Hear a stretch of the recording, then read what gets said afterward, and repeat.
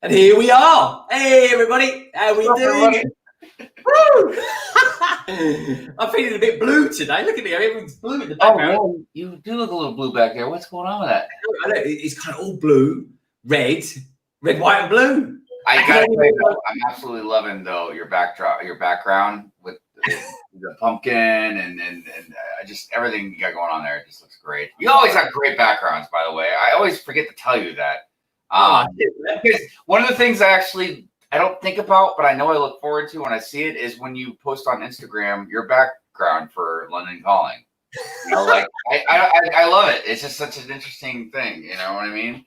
Yeah. Well, the thing is, right? I got these a couple of days ago. They're in the sales, which is quite cool. And then this here, someone tells me that there's Halloween is fast approaching. So there's one or two subtle hints to that for next week, folks. But yeah, so this is one of our, well, certainly one of my personal favorite streams that I do. It's kind of a bit more relaxing. I don't know really. I think Friday night's quite a relaxing one. It's so relaxing. It's loose and fancy free.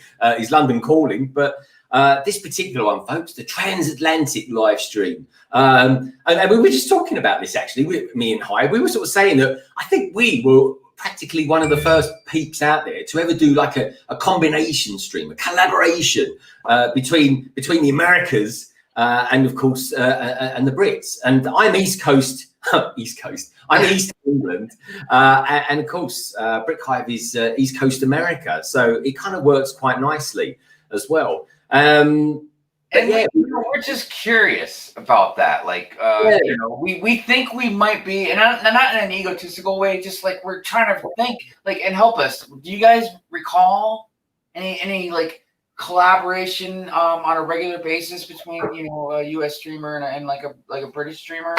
And if there were, let's hope it wasn't called the Transatlantic live stream, because I love that name. I really do. As soon as we came up with it, folks, we was like, yes. That's the one. It was a bit like that moment where in Empire Strikes Back, when one of the droids finds something on Hoth, and Vader goes, "Yes, that's the one. Let's do this."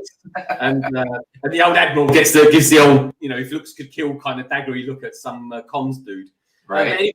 As always with these things, Hive. Let's say hi to the peeps, the lovely, wonderful peeps out there in Catland, and then we'll get our guest on, shall we? So we got. Straight off the bat, I think she was in about an hour earlier. Ateez's life is out there with the wonderful Will Harper, Juan Gabriel Sereno as well, and Raptors of Dartmoor. Hello, Raptors. Good to see you here, mate. I haven't seen you on a Friday night for a while, but obviously a Saturday is more coming. We've got the wonderful Victoria Fisher actually is in there. Victoria, you was on last night. It was lovely to see you in the chat. We've got Louis 2x4 as well, from all the way from up north in England here, and Lego Boy 88 has just popped in as well. So we've got a nice amount of people out there watching us today. And yeah, this is one of those streams, folks, where sometimes me and Hive just do it ourselves because he's a Yank and I'm a Brit. But today's a little bit different. We're keeping it truly transatlantic, and I'll tell you why, folks, because between me and Hive. There's a lot of things in this wild and wonderful world, and one of them is Ireland. So there's an absolutely beautiful place, and he's a beautiful man, actually, in all honesty. And he's become a good friend of not only London Bridge Bricks, but also a good friend of Brick Hive's channel as well. And you'll always see him kind of circulating on the I don't know really the Lego YouTuber circuit, if there is such a thing. I don't know. If there isn't, there is now anyway. But anyway, let's get him on, shall we, Hive? He's a wonderful guy. You'll find him everywhere. He's got a fantastic channel, and please do check out his channel, folks. If you haven't subscribed to him, or if you haven't heard of him, where have you been all these time? Some rock or something like that with no internet connection. But anyway, let's get him on, shall we? He is the rather wonderful, the rather suave and sophisticated. I just about said that with a straight face. The lovely, spooky Cy O'Connor. Hello, everybody. Good to see you, Cy. And you too. Thank you for having me on. No, it's wonderful to have you here. We always every guest that we have on is hand picked by us like a beautiful ripe apple. And it's like we create a fine wine. You know what I mean? We talked about that the other night as well. You said sophisticated. I have a new sophisticated Halloween avatar for my audio. Yeah. Oh, nice. Sick. Oh, that looks like you've just come out of a pub. It was so professionally done, yeah. I know. Where would we be without Windows Paint? That's all I can say. just slapped a thing on top of it. Yeah, you should ask Generic Stud what he thinks about your modification. I'll put him out of a job. Yeah. Anyway, so cool. Great to have you here. I'm loving the fact. I mean, check this out, Hive. He's doing a little bit of silent flexing there in the background there. Look at this. Look at that for a train set. I saw that train. Oh yeah. That's nice. And I do like the Lego pumpkin as well. Yep, that's pretty cool. Excellent. You know what? That Lego pumpkin. God, this is something else then.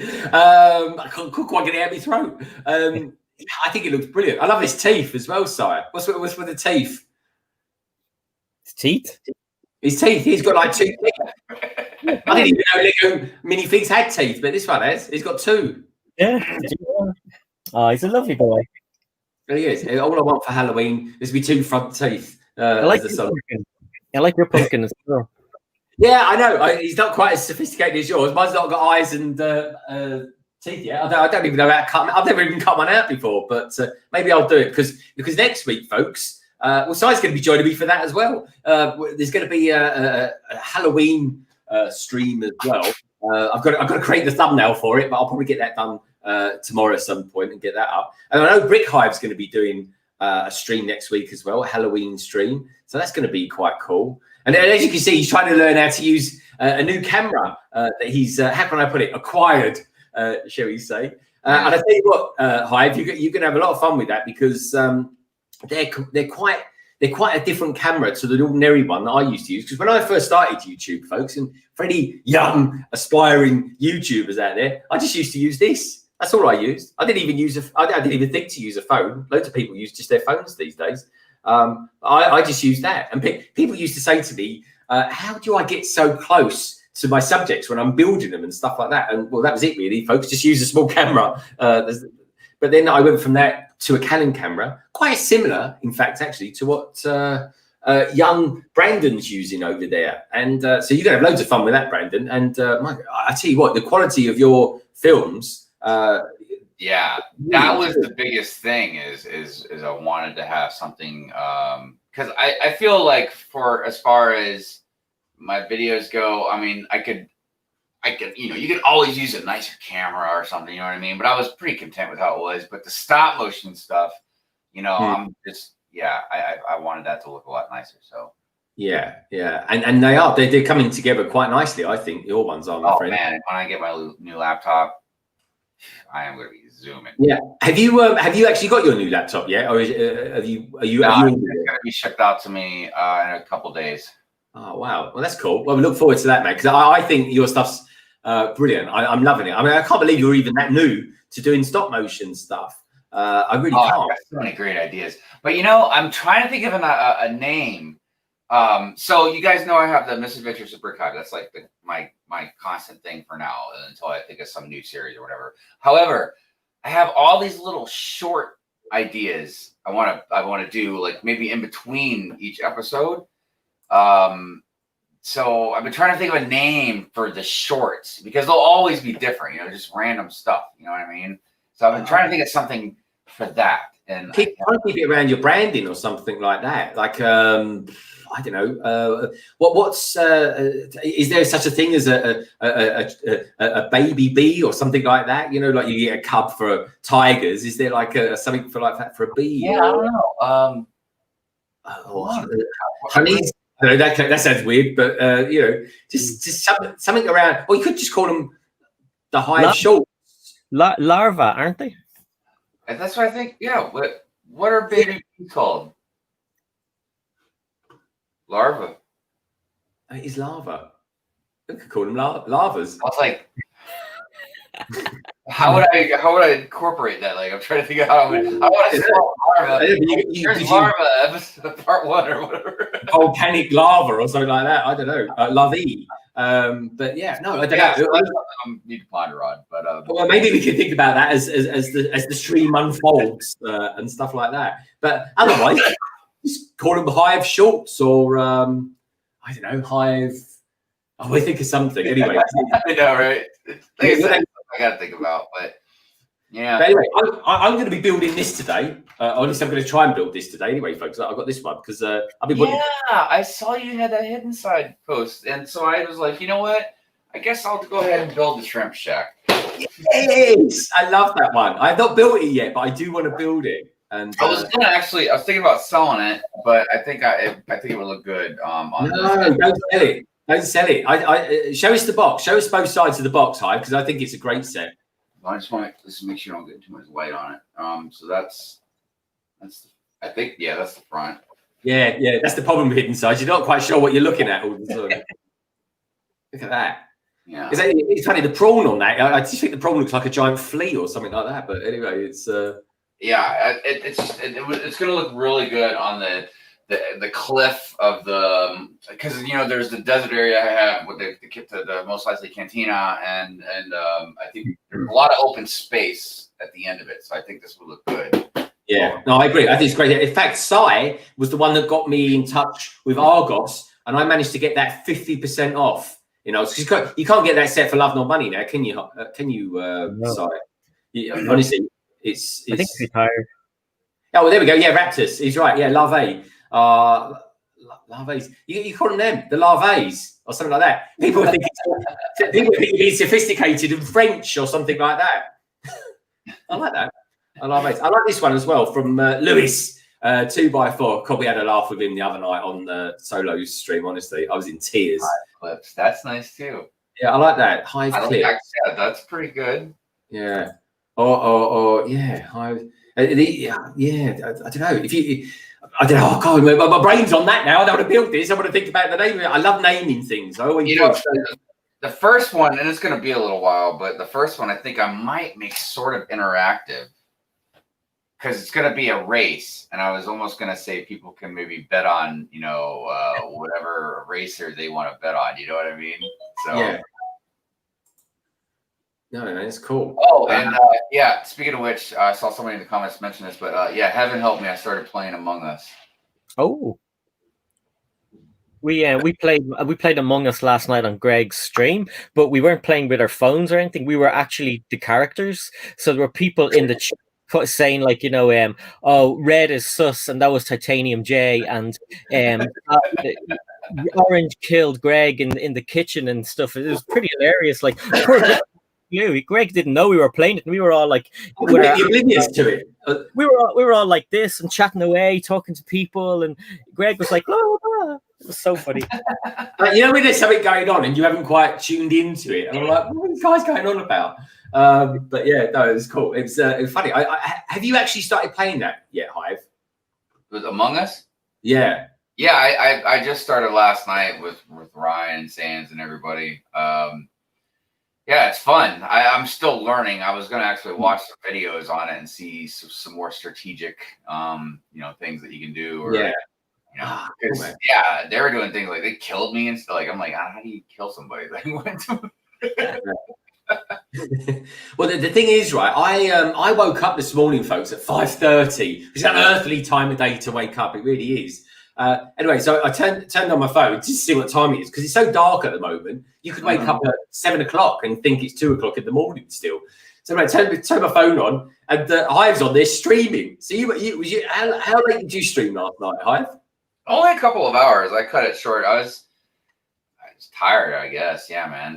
The other night I started early just so I could end early, and I still was streaming for 4.5 hours or so.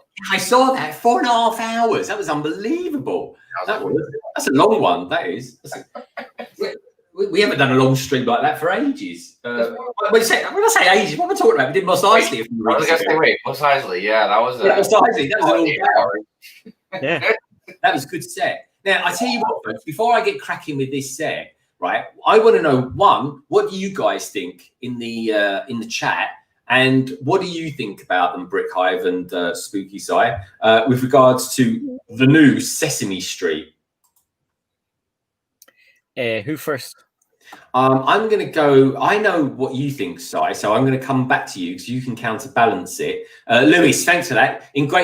Folks, just so you know, in the British Isles it changes, but America, their clocks change next week. Yeah, what do you think of Sesame Street, Hive? Because I was pretty hyped for it yesterday. Today, less so, if I'm honest. But what do you think of it? I do love it a lot. I would say the only thing I really. Well, I have like basically two constructive criticism complaints, I guess you could say. One, I wish that they would have done just even a tiny bit of fur printing on Elmo and Cookie Monster. Yeah. You know, it's not that big of a deal, but they are just completely solid color. You know what I mean? And I don't know. Yeah. It's almost petty, but it's still, you know, I feel like it's something that wouldn't be that big, but and I know it would cost more money, and I would be okay with that, but I would really love the buildings to have been a little bit deeper. You know what I mean? Instead of what is it like? Maybe four studs wide, 5. Yeah, they're not particularly massive. They're really not. Now, I'm with you. I think it would have been nice to have got a little bit more detail with some of the figs. The one thing I really don't like is the mouths, the big shiny mouths that they've got. I don't like the print that they've used in there. I don't think that quite works. And I think what they've done with the main building looks all right, actually. But I'm just, when it comes to the other building, it's kind of, it's too many angles where you kind of just see right through it.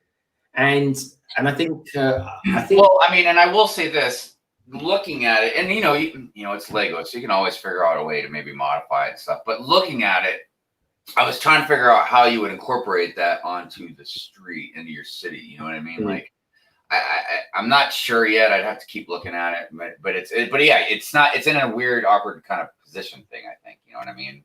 Yeah. No, I know what you mean. Yeah, it is. So I'm not sure if I'm going to get it on day one. Do you think you'd get it on day one, Hive? I don't know yet. And it's not to do with Sesame Street itself. It's more of like a money thing, you know, like yeah. $20 on that, you know what I mean? Or right now, I don't know. I don't know. I just don't know. Yeah. I know. The thing is, folks, I don't know anyone who's in certainly in Britain anyway at the moment. There's £50 off of the Batmobile, which is a cracking deal. That is. Well, there's a couple things surrounding it too that are factors, like, you know, gift of purchase. Is there going to be one at that time for good, or am I going to wait on something for gift of purchase? Then there's the San Diego Comic-Con. I mean, I'm sorry. I know I shouldn't even bring it up because you guys probably, I don't know, I might not be able to get it. But, you know, I don't know when that stuff is dropping. Yeah, that's the funny one. And I'm already extremely like. Yeah, the godsend with that one is that they're not using any particular parts that are special in it, other than the sticker, which I've actually got one of those. I could nick it out of the best bin set. But yeah, that particular frigate is made up of parts that you can get from anywhere. So that's it's more the box that I want. Yeah, it actually says San Diego Comic-Con on the box, so it makes me want it even more. So. Yeah. Will Harper says, I have a side job, so I can't stay. I will try and get back when I can. Will, good luck with the job, mate. The side job, whatever it is you're up to. Yeah. Sounds really dodgy. You're going to go out selling some watches or something. And take care, Will, anyway. Good to see you as always, mate. And look forward to seeing you soon again. So, Sesame Street Sci. Is it a yay or is it a nay? It's more of a nay for me. I know Hive picked up on the fur thing. Now, I made a video about it a few days ago, but I think they could have easily made a little over the head or a molded head that goes over like Big Bird for the other characters, kind of like I was looking for a minute ago, like Chewbacca has, just to add a bit of fur. It doesn't have to be as thick as that one, but just to go over and add a bit of fur, because it's literally just a monochrome figure with a molded head. Yes, those mouths don't look right. There's way too many stickers. It is not the same size as the designer had it, so it's like half a building. Plus, as I said before, it's the same, almost the same price as a modular, which has a front and a back and an interior. So it's I think it's worth to look at it. Like if you look at the Sanctorum from Marvel, that was a $90 a €90 set, a front and a back, and it had about the same amount of minifigures, I think, and a decent interior. So I mean, I think Lego aren't ripping us off, but I don't think it's the right price point. And like the sticker sheet is a mile long. Oscar the Grouch should have been a minifigure, or give us the option. But it's BB. I don't like him at all. I mean, he's made out of BB-8 for the love of God. I mean, yes. He's let himself go a bit, and he's got like the biggest round bulbous head going. There's no fur on him, or even a fur, anything to make him look furry. You've got BB-8's body, and his arse has Oscar the Grouch's face on it. Yeah, the funny thing is though, there's two massive figures missing for me. One is he's Oscar, isn't it? Oscar, who's the one with the Grover. Yeah, Grover's missing from the bin, but I like the Count. I wanted the Count to be in it. Oh man, that's another thing I forgot to mention. I really wanted the Count. I'll take the Count over Elmo any day, man. Yeah, me too. And look, and that leads me to another interesting question. I know it's real easy to say both, but who do you think that this set is geared more towards? AFOLs or kids? Like young kids. No, and I'm not talking about kids like teenagers or even like younger teenagers or kids. I'm talking about like little kids that would enjoy Sesame Street. I think young kids, to be honest. Because I feel like we don't, and I'm sorry, take everything that I say with a grain of salt, but I feel like we don't need Elmo. We'd rather have like the Count, you know what I mean? Because I feel like it is hitting us with the nostalgia more than it would be some very young kid, you know what I mean? Yeah. And also, Hive, there's actually a graffiti sticker of one of the brand new characters that I've never heard of. But we're all talking about the characters who are missing, right? There's an obvious character that's not there. The dude who owns the shop. Hooper. Like, I mean, he owns the shop, and they have him on a sticker. Like, what the hell are you doing? Yeah. However, I will say, I think they did a great job with Big Bird. Yeah, he's very good. Yeah, and I definitely want this set. I think it is awesome. I think we're just critiquing it. You know what I mean? That's all. Yeah. Oh yeah. But I think what is annoying me though is they put it in an 18+ box. Yeah.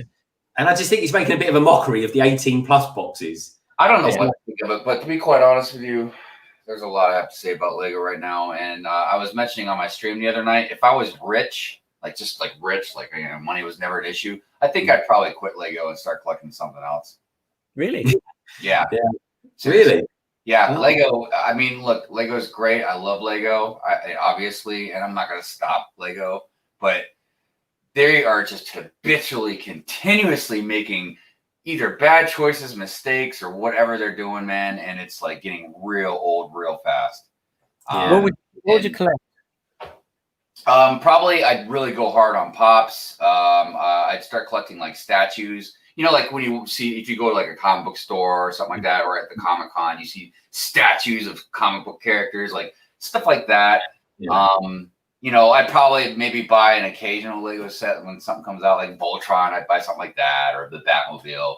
But dude, they're making me so angry. I know what you mean, and there's a lot of stuff out there at the moment. It's pretty expensive. Lego is super expensive at the moment, folks. I mean, me and Si have been buying like little benches. We have getting all some of these cheap sets that are out at the moment.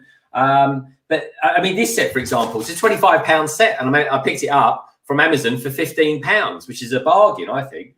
But the thing is, at the moment, for me, Lego are just throwing everything down this little tunnel of 18+ boxes, and it's I don't know, it's just a bit OTT for me. And since when has Sesame Street been 18+? Because it's a set that is kind of neither here nor there, and I don't know, I just think they missed a trick with a couple of figures. It's another Lego idea set that is kind of not too much like the original. Well, are all Lego idea sets 18 plus sets? No, the idea is they got rid of the Creator Series brand, and 18 Plus has taken it over. But this and Creator was always a little bit more of an advanced build. Usually, if you look at the roller coaster and the carousel, just to name two. But I don't see this as being a kind of a complicated build, really. It looks as complicated as the Sanctum Sanctorum, like I said before. You know, I think this one they're kind of like just put a black box on it. Put a black box on it. You know, it's just ridiculous. Most of the holiday sets have been Creator, and that's okay to have the Elf Clubhouse as a black box. But this one, Hive, you're right. It should be more aimed at a younger. We're going to buy it whether it says 7+ on it or not, but it should be aimed at the younger people. Yeah, and it's just a case of do we get it on day one or not? I'm not so sure, actually, to be honest. I could get it Sunday. It's perfect for me. I could just go down the road. I'll just nip into Kent and go and grab one from Blue Water or something like that. Never know, I might see Victoria Fisher in there. But yeah, for me, it's I don't know. It's one of those sets. It's a bit like the new Batwing, right? It's a set that eventually one day I will buy, but I'm not. There's nothing teasing me into going out there and buying it straight away. You know, it's like I haven't seen many people really grabbing it except for the big guns. They got given it now because there's not really a gift with purchase going on, man. Yeah, there's no gift with purchase. The strength of those gift with purchases. Oh, massively. I mean, you take the Batmobile. I mean, folks, honestly, me and Hive, right, arguably think the Batmobile is in our top 3 sets of all time, I would say, quite comfortably, right? So you would think us, more than anyone in the blooming multiverse of Lego YouTubes, would be going out there and going, I've got to have it, like some crazy psychedelic men. But we're not. And it's simply because we don't see the value there. Right. And we talked about it, like we're both going to get it eventually. I mean, we'll get it. But it's just not one of these things where we're not gagging for it. Anyway, we got Woodshop Teacher in the house. Hey, Woodshop Teacher, how you doing, my friend? And Pappy's Bricks.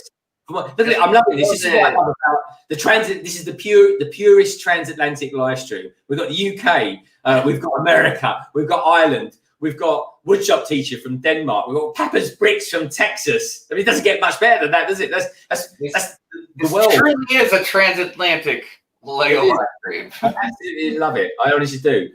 Victoria, she's there. She goes, haha, I'm expecting to bump into someone. Laugh out loud. I tell you what, it would be funny if I ever go there, Victoria. I'd have to get in touch and let you know. We could do a meetup or something like that. That would be quite funny. That really would be.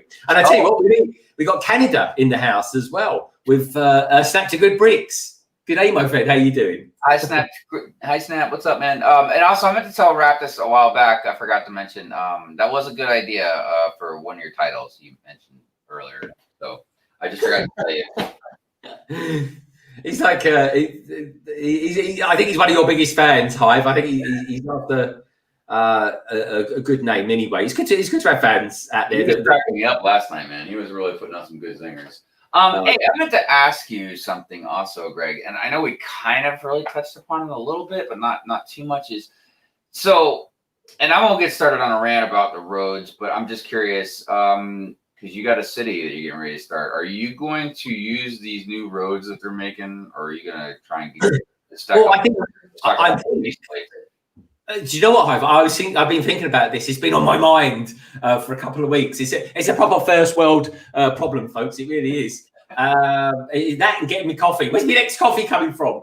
It's one of those things whereby I'm just about to start a city.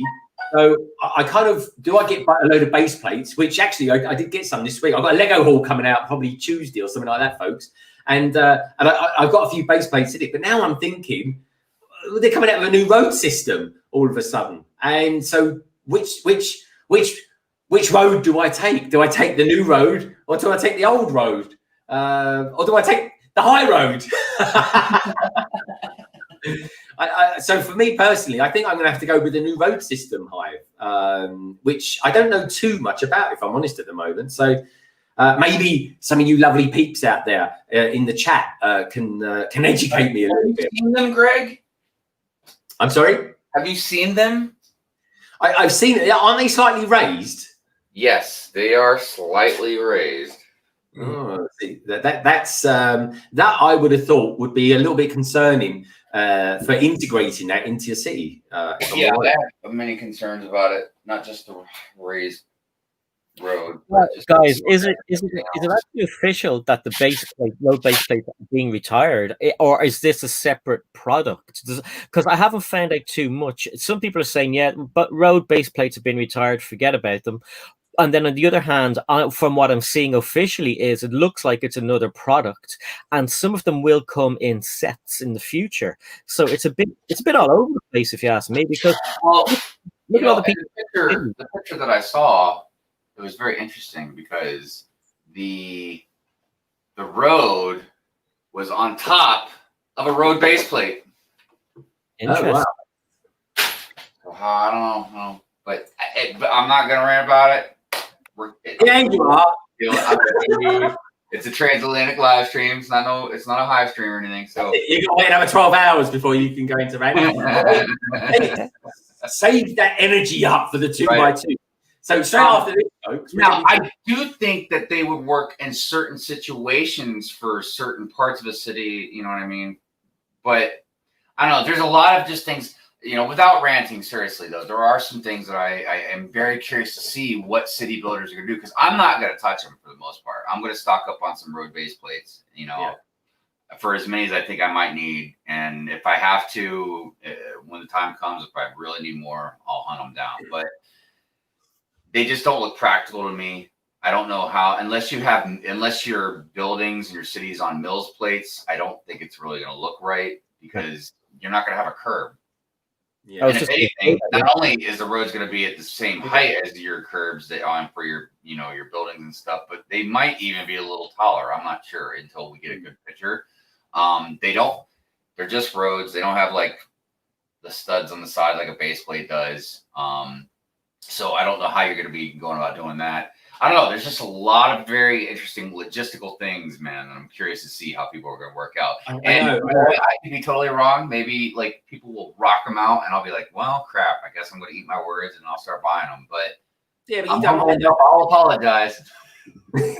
Well, see, I'll tell you what I'll do, because I'm going to start off with a small city first, because I'm going to start my city in my house instead of going. I'm going to build an outbuilding next year, folks, and it'll all go in there. So the thing is with a city, Hive, is that I need to start building some buildings. So I need to start doing that before so basically I need to build at least 3 things together, like maybe 3 modulars or some Creator 3-1 sets, put them together, and then I can start putting down them roads. So I've kind of got time on my side in that respect, because I haven't really got to plan the city too much. I've just got to start building stuff, and then it will come. Are you starting? Are we going to start inside first, like with like one table? And then, like when you get your thing out there, that's when you'll really go to town, like make it expanding and everything. Yeah. So I'm going to make a start with it, and I can pretty much use the same layout in my dining room as I'm going to have in the outbuilding that I have. Maybe I need to have a name for that, like Lego Hut or something like that. But it's going to be well. At the moment, I've got time on my side, and by the time I sort of come to really exploring building Legondon, then maybe things would have changed a little bit and stuff like that. But I will get some base plates, that's for sure. If not, away from. But anyway, we've got a good question from Just Build It, and he says, question for the panel. He says, do you have any other hobbies other than Lego? He says, my other hobbies is coin collecting. That's quite a good hobby. I like that. I know. Now I've got a few friends that actually do collect coins. Actually, some of which are worth. Well, I'm not joking. They're worth thousands of pounds, in fact. And they also collect stamps, and they collect stamps because they love the artwork. But my I think that question should go to you first of all, Si. Do you have any hobbies outside of Lego? Well, like Just Build It, I used to collect coins, but I stopped that because it's hard to display them and stuff. But myself and Hive, we collect Funko Pops, and I'll just move that around a little bit. And there's some of my Funko Pops there, nice. Which I don't usually show, but oh wow, let's show this off. There's so Funko Pops, and like they go pretty much all the way up. But they're 3 deep. So like, you know, there's a lot of and then they're everywhere. They're in bags on the floor downstairs. Sorry, Lorraine, that I haven't actually fixed up or tidied. Don't rack them up, Lorraine. Don't put the Hoover nowhere near them. Yeah, no. But yes, that's Funko Pops. I used to collect kind of, you know, fossil things, but you can't find them anywhere. So Funko Pops is main. Anywhere. I like that. You haven't got a fossil shop near you. Yeah, but records. I used to be in a techno band when I was younger. I've got a lot of records, so I collect dance music records, which are you've got a rocket DJ. Yeah, I used to DJ. That's pretty good. The things you learn on this show, folks. The things you learn. But anyway, talking of Funko Pops, in my Lego haul this week, folks, I'll give you a preview here. A good friend of the channel, Solo Brick Builder, he sent me this. Oh, he sent me a Funko Pop as well. It's pretty cool, isn't it? Now I've got to say, the troll looks a bit glum here, if you ask me. But it's a pretty. I love it nonetheless, though. It's a pretty. Oh yeah, Mrs. Hive has got one of the child pops. I don't think it's. I can't remember if it's that one or not. Yeah, and I bought a couple for my nephews this week as well. I got one of my nephews. He's a guitarist, so I bought him Slash. He's got his big guitar with a cigarette hanging out of his mouth, you know, proper old guitar style, and proper rocking it. And for my other nephew, I got him a Star Wars one from a recent Star Wars game. So that's pretty cool. But Hive, I think outside of Lego, have you got any other hobbies other than? Yeah. Well, like I said, I got pops. You know, I got. I don't know exactly how many I have. I'd have to do a count, but you know, so there was a comic that came out called Dark Knight's Metal. So I got all these different versions of Batman. Well, he's got a big grin, that one, blimey. Yeah, he's like a Green Lantern version.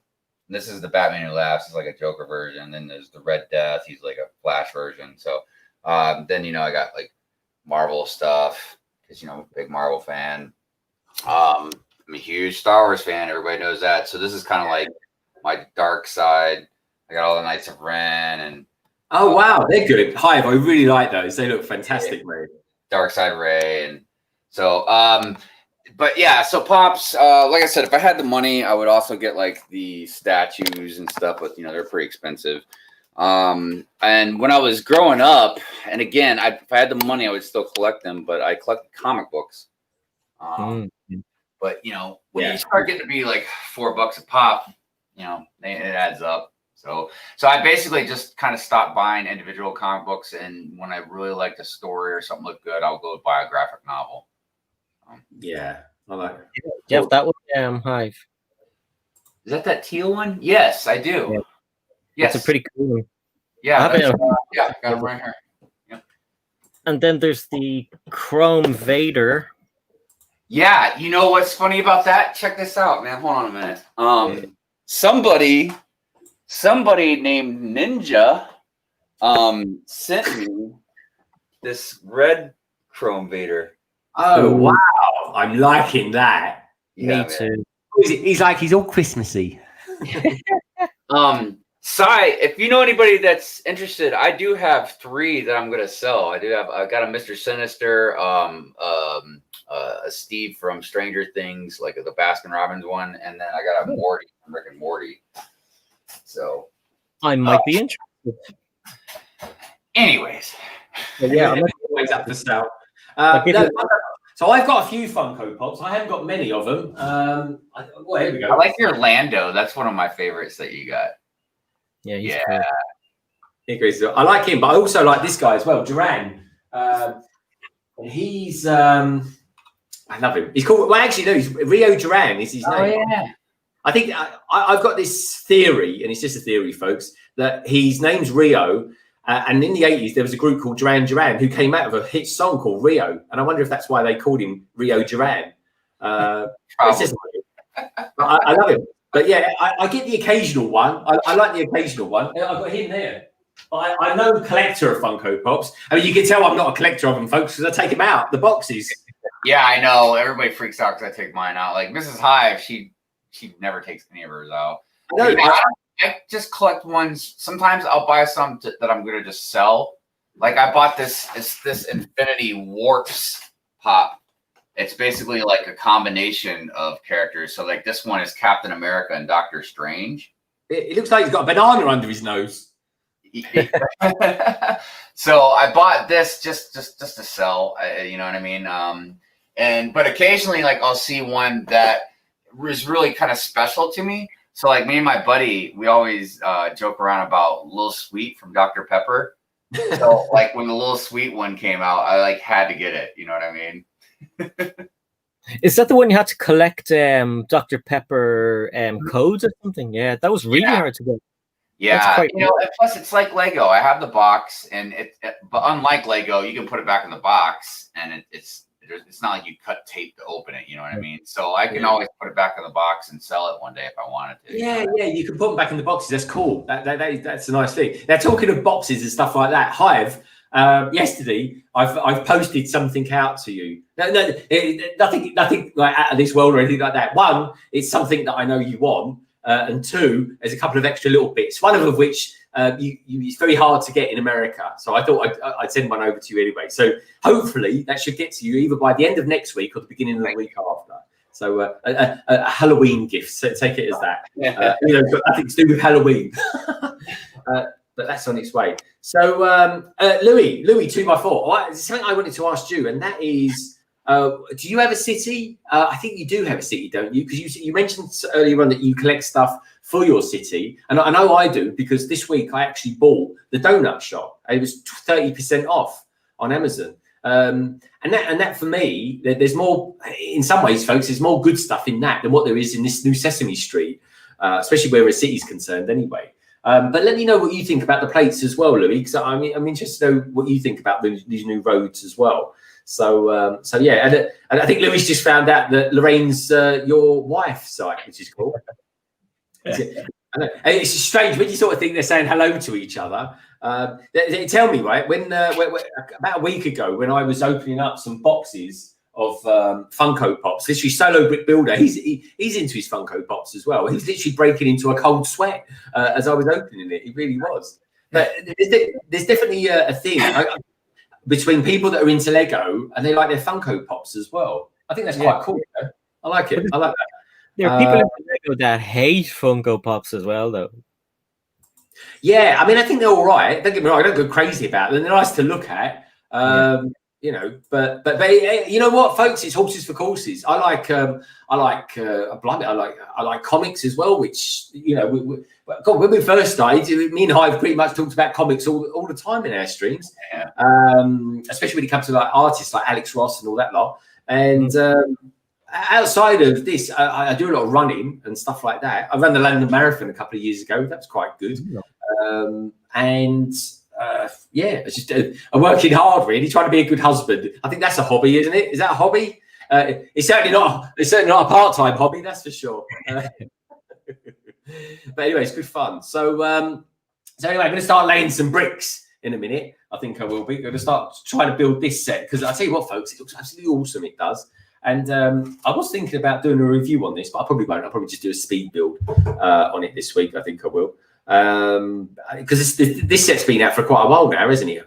So about 6 months or so. So I think I've missed that moment of opportunity. I mean, that said, I did a review this week of a fire truck. A lot of people didn't even know it even existed. So that was quite a good one to do. That's kind of plodding on quite nicely as well. Thank you. But yeah, Louis 2x4. He said it's like an Inception sort of stuff. It is in more ways than one. It really is. That was negative. Thank God. Do you know that's a funny thing that is Lego, Paul? Because your COVID test was negative. That's good. That's good. But you know what? In a funny way, I just want to have it and get it over and done with, and be done with it. So I don't know how I haven't caught it. I don't know because I've been up in London 90% of the time for the last 6 months. So I have no idea how I've not caught it. I mean, you have to. I don't know. You must have to go right out of your way to get it, or maybe I've just been exceptionally lucky. Or I don't know. But you're being careful. Yeah, I am being super careful. Don't get me wrong. I really am. And everyone, please do keep your hands clean. Wear the mask. Do all the good stuff that the government's throwing out at us, and doing all the right things and stuff like that. It's important. It really is to stay healthy. But yeah, I mean, how I haven't got it, I don't know. And yeah, let's hope the world returns to normal in due course, folks. But what we can always do is keep building. That's for sure. It really is. Papa Brick saying he has the fire truck. Yeah, the fire chief response truck. And I'll tell you what, that comes with a great minifigure as well. She's awesome. She is. And in fact, have I got her here? I should. You think it'd be nearby, wouldn't you? But I move things around and I take them all away. So I'll probably have it actually. But yeah, no, cool. Louis 2x4 says I'm literally blown away. You can take that in all sorts of directions, that one, Louis. And Slap to Grid Bricks says, he says, so agree with you, London Bridge Bricks. Yeah, good man. I don't know quite sure what you're agreeing with me about, Slap to Grid Bricks, but I appreciate you nonetheless, my friend. Lego Pong says, yeah, just one person that isn't paying attention and you can catch it. Yeah, that's true. That is so true.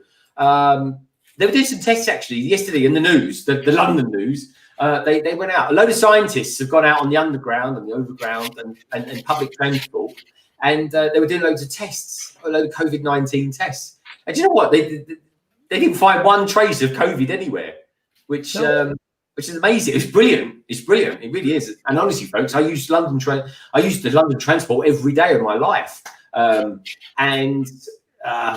yeah, everyone is being very careful, and yeah, so it's good. And so just keep it up, folks. Just keep it up, and slowly and surely things will get better. They really will.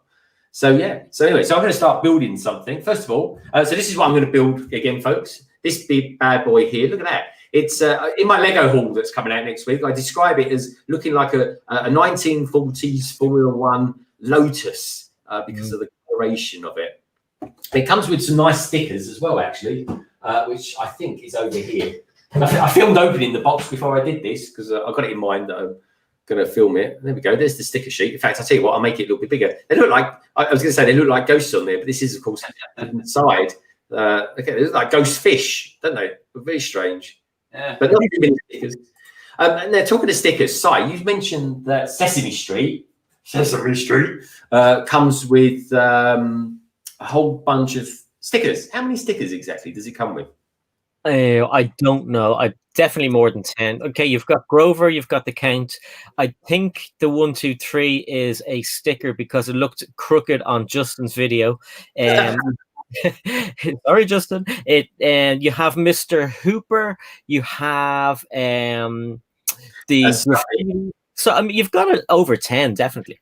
Yeah. Well, plus it looked like the clock in Bert and Ernie's room was a sticker. Yeah, yeah. The picture of Bert and Ernie, the TV. There's a lot. I bet there's a ton of stickers in that thing, man. Yeah. It's a bit ridiculous because you're paying so much money and you're getting only a few printed pieces. I won't start. I will get the set. Don't get me wrong. I do like it, but I think there's more to give out about than to kind of praise. Yeah, I mean, here's the thing, and this question for everyone in the chat. Like, I've got £90 accumulated in VIP points, so I can practically get the set for like, I don't know, 30 quid or so. No, 10 or 20 pounds. It'll be 20 pounds, right? Or should I go and get something a bit more better in some respects, like the corner garage or something like that, or a different. Like a modular set altogether, like the bookshop, for example. I need to get that. Is that a better set to get? Well, I mean, okay, we're YouTube creators, so I mean, if you want to get the Sesame Street set and have it like first and do a live stream building, well, that's the obvious choice. If you want to hang on and get something that's going to retire, get something that's going to retire soon. But have you noticed on the top of that building, actually, does it look like there's a window missing? Should there not be three? I did see a UFO sitting on top of the building. Oh, that is so cool, isn't it? I really love that. I think we're going to have to take a look at it. Let's take a look at it, show, because we're all talking about it. We might as well take a butcher's hook. I think we should. So let me. That's Cockney, by the way, folks. A butcher's hook. If I was going to get it, I'd put it onto a dark street grey kind of base plate, and I wouldn't put it onto the plate that they have it with now. And actually build a back for it as well, and I put Hooper's stores facing the right way, because if you look at it straight on, Hooper's store has a big open part, and then you're looking right at the 1, 2, 3. I don't know what that building's called. Anyway, it's the house. So I'd move them. I wouldn't have them on that. It's like an L. I'd straighten it up. Yeah, I agree. And the thing is, right, I can quite comfortably go out next Sunday. Lego stores open at 11 o'clock in the morning. Grab one, come back here, and start streaming at 1 o'clock in the afternoon. You know, and that's even before Hive will be live, because Hive, your clocks change next week, don't they? So this week there'll be a 4-hour difference between England and the east coast of America, and then Saturday night your time zone changes, goes back another hour. So anyway, let's. I think we'll take a look at Sesame Street whilst we're all here. So let me get rid of the banner so you can. We've got a little bit more going on, folks. I'm really interested to know what you girls and boys think about this, because straight after this stream, me and Hive, we're going to be recording the next episode of 2x2 with our good friend Solo Brick Builder and Coconut Brick Studios, and that will be coming out next week as well during Halloween. Probably somewhere between the end of my stream and the beginning of Hive's Halloween. I like that, blimey. You know, 3 coughs and it's COVID, and so let's try and share a screen, shall we? Where should we go? We need to go for that, and I think we'll go there. So let's share this. Let's see what we've got. Let's see what you lovely people out there are seeing. So here we go. £109. 99. Let's make this a little bit bigger, shall we? So on the roof here, that must be the UFO. Got a couple of doves there as well. What we got going on down here? There's Hoopers. That's a sticker. Mm-hmm. That's not a balloon, folks. That's Grover. Hive, I've got a question for you, and I've got a question for everyone in the chat, of course. Should Kermit the Frog have been in this? No. Okay, cool. Sorry. See the front? Does it not look like there's a window missing on the right? Oh, on the right. Oh, yeah, I agree. Actually, it does. I think in the show there's a window there. It's probably just because of the dynamic of the way they've got it built. Yeah. Like maybe there's supposed to be a wall there without a window. You know what I mean? It does look odd though. With the on the side, so if you put a window right there, it'd just be like no wall space probably inside. Yeah, I got to say though, I do like the figs. Now, what I'm interested to know is, folks out there, if I was to buy this next week, would you be interested in me streaming it? Because I can get it quite early. I mean, I could literally be back here within the hour or so. So I don't know. Let me know what you guys and girls out there think about that as well, because I'd be interested to know. So if you're interested, then you said it's going to cost me 20 quid because you've got the VIP on it. There's the other magician that you're talking about, Si, the Abby Kedabra, I think her name is. Yeah.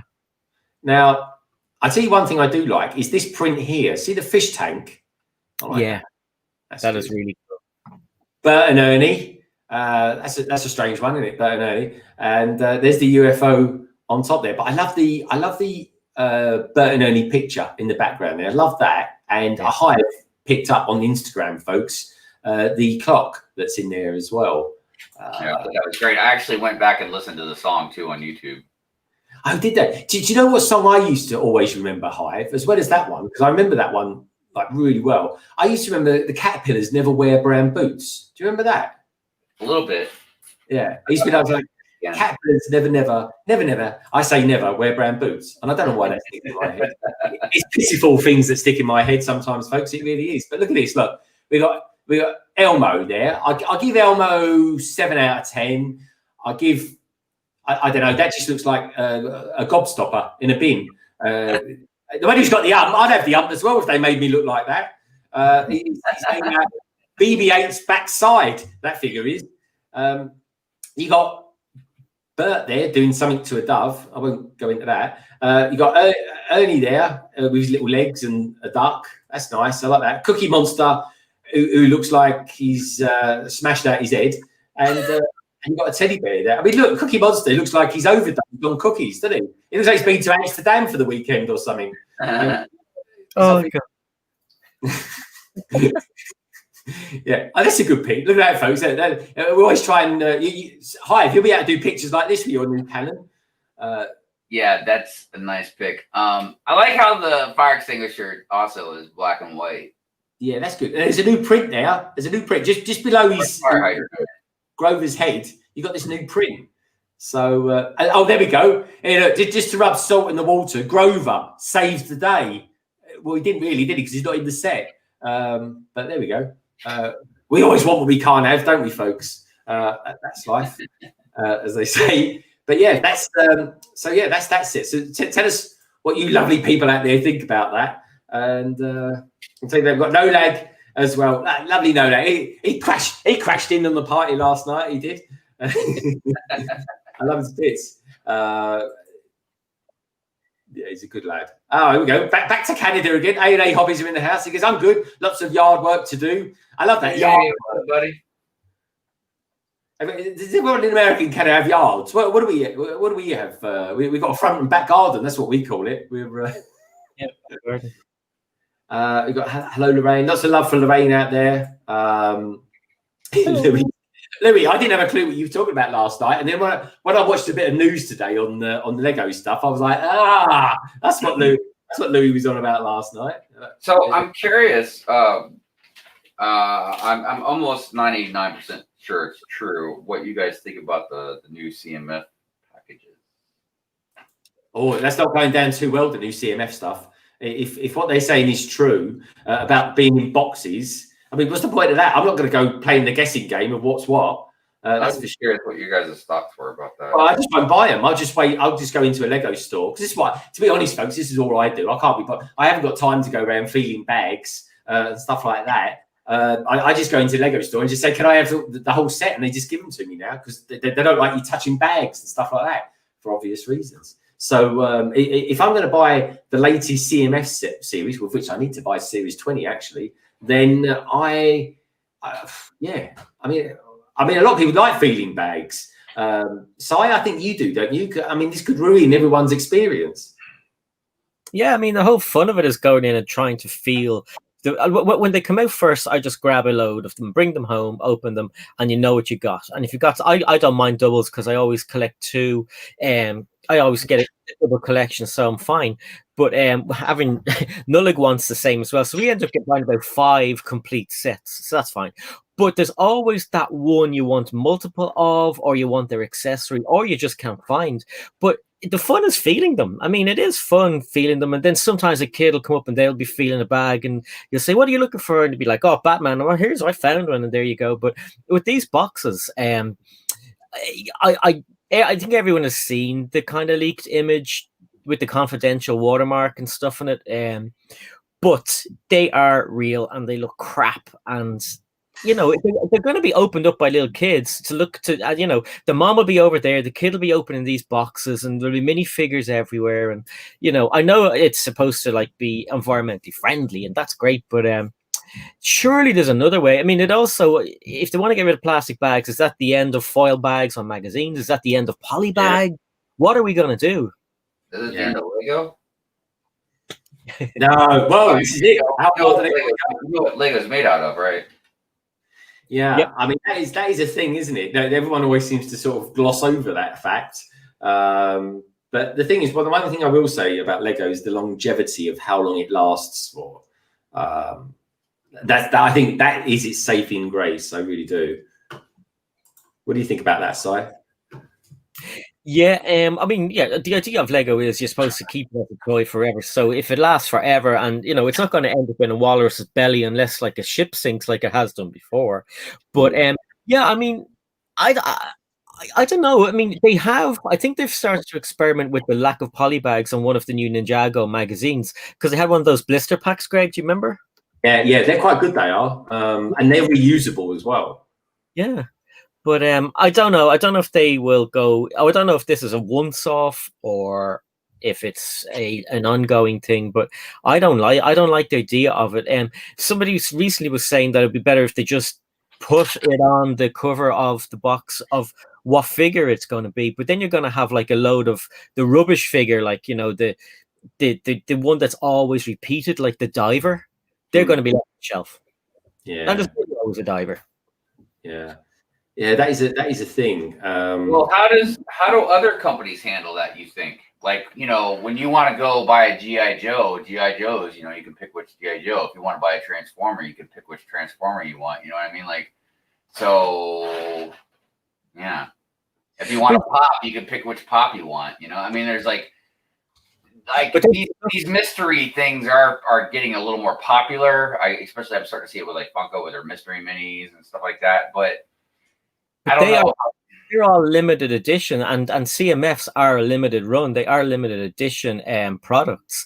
So, for instance, like if the Funko shop release a Funko Pop, you're probably only going to get 10,000 of them on the shop. If you live in Canada, it's hard to get them because they don't ship to the US, and they've only started to sell those items on the Funko shop in Europe 2 days ago. So we couldn't get them outside America at all. Transformers, anything that's limited, you have a chance of getting, and you can look at it, but it's still a lottery. But I mean, if it's in a bag, you can't see what's in it. You're just going to have to feel it. And again, it's kind of the fun of it, isn't it? Unless, like you said, there are times you might want a certain figure, or you might you've already spent $30 and you're trying not to get the same duplicate or something like that. You know what I mean? Yeah, because it can be expensive. And I tell you what, right? If they do that thing where you get like one figure in like a box of 60 or something like that, I mean, that's just. Let's face it. You know what I mean? It's clearly a way for them to make more money. You know what I mean? And look, and as always, I'm not against companies making money and stuff, but I'm just like, look, man, you guys made billions and billions of dollars, you know what I mean? Like, as a profit in 1 year, it's like, come on now. Well, it was a kind of a lottery thing when you were feeling the bag, and you'd get it eventually. But with the box, you have no chance at all. Well, you could end up. There are moments. I can't remember who brought it up on my stream the other night, because we were like, there was a few people in the chat and on the panel that were like, well, that's it, I'm done. I'm not going to buy them if they're going to just be like that. But somebody had mentioned about how, well, there might be Star Wars CMFs coming out, and who's not going to want to buy some Star Wars CMFs? You know what I mean? So I don't know. I guess we'll wait and see. We'll see what happens. Yeah, I do hope, though. I really do hope that they don't bugger up, because the whole collectible minifigure series. I mean, they've only just come out with a new book, which I'm waiting for, thanks to Amazon. It's just such a shame that they mess around with something that potentially isn't broken. Anyway, we've got some wonderful new peeps in the house, folks. We got Lex is in the house, aka the Daily Brick. Hope you're doing well. Lex, good to see you. We've got Chef T as well in the house. Chef. And we've got Hayden Sylvester. Bonjour, Hayden Sylvester. Je m'appelle London Bridge Bricks. Good to see you, my friend. Welcome to the stream. If you're new here, please do consider subscribing. But if you do one thing today, please do check out my good friend over here, Brick Hive's channel, and of course my honourable friend down here, Cy O'Connor, as well. Welcome to the Transatlantic live stream, and welcome anybody who's just popped in as well as the wonderful Tech Productions. He's out there as well. Good to see you, mate. And we got Bluegrass Bricks. Good to see you, mate. And we've got Brett's Builds out there as well. So we've got loads of cool peeps out there. Hayden Sylvester says, I used to be called Tourboy 35. So tell us why. I've got two questions for you then, Hayden. One, why did you change your name? Because I know a few people out there do change their names from time to time. And secondly, why have you got a chicken as well as your avatar? I'm always interested about avatars and where that came from. I mean, look at this one here. Look at this one here. That is Cy O'Connor. There's no getting around it. We've got the woodshop teacher who's in the house as well. He says, got to go. I'm running out of battery. Catch you all later. Tice, good to see you, my friend. Tice, everybody, do check out his channel. He's got a brilliant channel. That man, what he can't do with wood isn't worth doing. And he is, of course, the YouTube Lego YouTubers community answer to Thor, as he looks like Thor, and secondly, he's even got a Molyneux as well. Yes. He does. He sleeps with it every night under his pillow. He really does. That's funny. And goes, well, Hayden's getting back to us. He says, for my name. Okay, that's cool. I get that. And he says, and the chicken is a picture of a teenage chicken. Is it? I didn't know there was such a thing as a teenage chicken. But if it's teenage chicken, if that chicken's 13 years old, and it's going to be a battered old chicken, that's for sure. You don't get any chickens that old. You're lucky if they're 13 minutes old. In all honesty, if you catch me, if everyone's into nuggets, then know what I mean. The woodshop teachers, Lorraine's get lots of love out there from Lorraine, and Lorraine, I'm just interested. Did you ever send pictures to Sai while he's streaming? Because Sai does love a stream. He's like the king of streaming at the moment. And do you ever send any pictures to him, like with a vacuum cleaner, like to sort of stressing him out a little bit, pretending to vac up something or something like that? Those kind of pictures. Oh, now right. Where did you think I was going to be going with that? It's too early. It's not even Hive. You miss it. 4 o'clock in the day. Yeah, after the streaks, a couple over that. There we go. It's only 4 o'clock in the afternoon, and we talk about stuff like that. Where are we going with this? Statutory Good Weeks. Please smash the thumbs up, everybody. This is a great stream. It is. I'm like, man, it's still morning where I'm at. You're not even ventured in. It's like you got like 50 minutes yet before it's even noon. Yeah. There we go. Side, just out of interest, actually, you are obviously more European than what I am in some respects. Geographically, really, you are. Do your clocks change tonight as well? No, that's next week. I think it's next week. I don't know. Our clocks change the same day as your clock.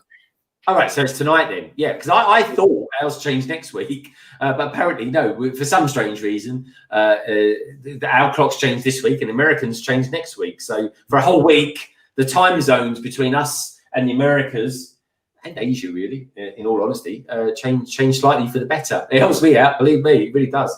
The weird thing is, apparently, I just discovered during the week, the European Union have changed the whole time thing, and I think from next year, I know Ireland won't be changing their time. So if we go up to Belfast, we have to change the clock. Yeah, London, we have to change going up the road, isn't it? Yeah, if you go up the road. But we're in different time zones, you and I. That's ridiculous. So literally, you go across the border, you've got to change your clock. Or and like some people literally live 2 seconds out of their house, turn left, and they're in Northern Ireland. That is insane, man. Neighbor, what time? It's 7. No, it's 8. Yeah. Honestly, by the time you drive into Baltimore and having to change your clock, it's just mad. Honestly. Yeah. Well, I tell you what. Oh, I'm not even going to go into Brexit. I can't go that, folks. So I'll be. Well, there was something I was curious about, and not to get political or anything, but it does have to do with what you guys have to deal with, and that's the whole. I saw something about the Bricklink store stuff. Yeah, tax, VAT, value-added tax, value-added tax. Yeah, you believe that? You believe anything, folks? There's no value, believe me, in added tax. There really isn't. That's a real bummer, man. I feel like that's definitely going to really have some sort of effect on. I think it will.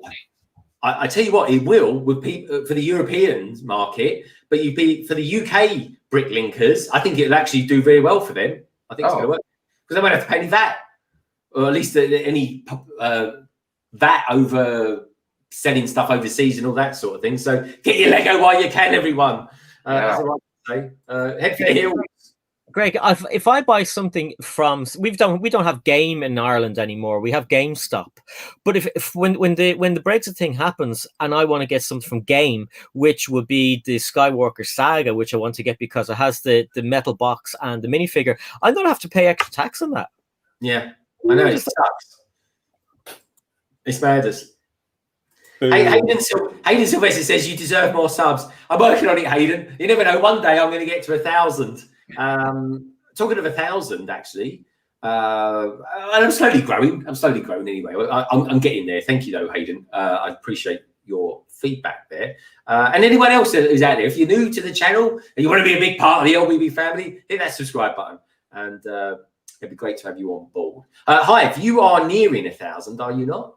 I am. I think I'm like 25, 24, something like that away. Ooh, that is good, man. That is Yeah, very I'm getting ready to break my wallet out for the giveaway. No, man, that's great and well deserved as well. It really is. Thank you. I wouldn't be there without all of you. I mean, you are the life force behind the channel. Every one of my subscribers. That's true. That's true. That's true. We are literally nothing without all you lovely lot out there, folks. We really are. Cabbage Face Lego says, "Hello, guys. Hope you're well." Cabbage Face, good to see you, mate. I tell you, what a giraffe we had on Wednesday night. That really was. The last 10 minutes, honestly, Hive. If you want to laugh today, if anyone wants to laugh out there, right, watch the last 10 minutes of Solo Brick Builders Wednesday night stream. Honestly, it's a real hoot. It really was. Yeah, I'll definitely watch it. I mean, because I caught some of it. I just didn't catch the last of it. I was in tears. I really was. Just Build It says it would be cool if on the back of the new packaging of the new CMFs they put a riddle, and you need to solve the riddle to find out. Yeah, but can you imagine though? You put a riddle on there, everyone's going to work it out on YouTube, and everyone will know about it. It will surpass it or something like that. So yeah, it's a good idea, but I don't know. I look for some little code or something like that tells you what it is. That's what I think. Do you know what would be a good idea, actually? Just a clear plastic window on the top so you could just look down and see what it is. Yeah. I mentioned that, but then everybody talked about the plastic part and the whole yeah. Which then I had to try to educate everybody on recycling. Well, here's the thing, right? Don't have no clear plastic on it. Have it open, and then have the minifigure or something tied back, like an Action Man or something like that. I just feel like they could put a stamp, like a stamp print on every one, you know what I mean? Like for each individual thing. It doesn't have to be elaborate or anything, you know, even if it's just the head of the minifigure, just the print on the box or something. Yeah. Because the numbers are on the check sheet. We've got Lego Dad UK in the house as well, folks. Now, one thing I would like to say about Cabbage Face Lego. Now, Cabbage Face Lego has entered the competition. In fact, there's a few people that watch this stream that have entered the competition over at Lego Ideas. And over at Lego Ideas, certainly Cabbage Face Lego has put an entry in there, which just looks pretty cool. And also Lego Fan UK has put an entry into the competition as well. So do check out, if you guys and girls out there that are watching this, if you're into Lego Ideas, and these are quite a big thing out there for us lot in the Lego sphere. You know what? Do head over there and do check out the contest and check out Cabbage Face Legos and Lego Fan UK's entries into that, and give them a vote, or at the very least, give them a little comment and wish them luck as well. So, talking of Solo Brick Builder, he had just entered the house down in Chatland, and he's going, hello. How are you doing, Solo? Are you been flexing your muscles today, getting all geared up for 2x2 later on? Looking forward to that, actually. I quite enjoyed. We've got some good stuff coming up, folks, on that. Some mocks we're going to be talking about. We're going to be talking about what we've been building this month, what we're going to be looking forward to coming from our channels this month. And yeah, it's just a really cool thing. And I love doing it with my 3 YouTube colleagues as well. It's good fun. It really is. And I love all this collaboration stuff. It's good. Do you know what?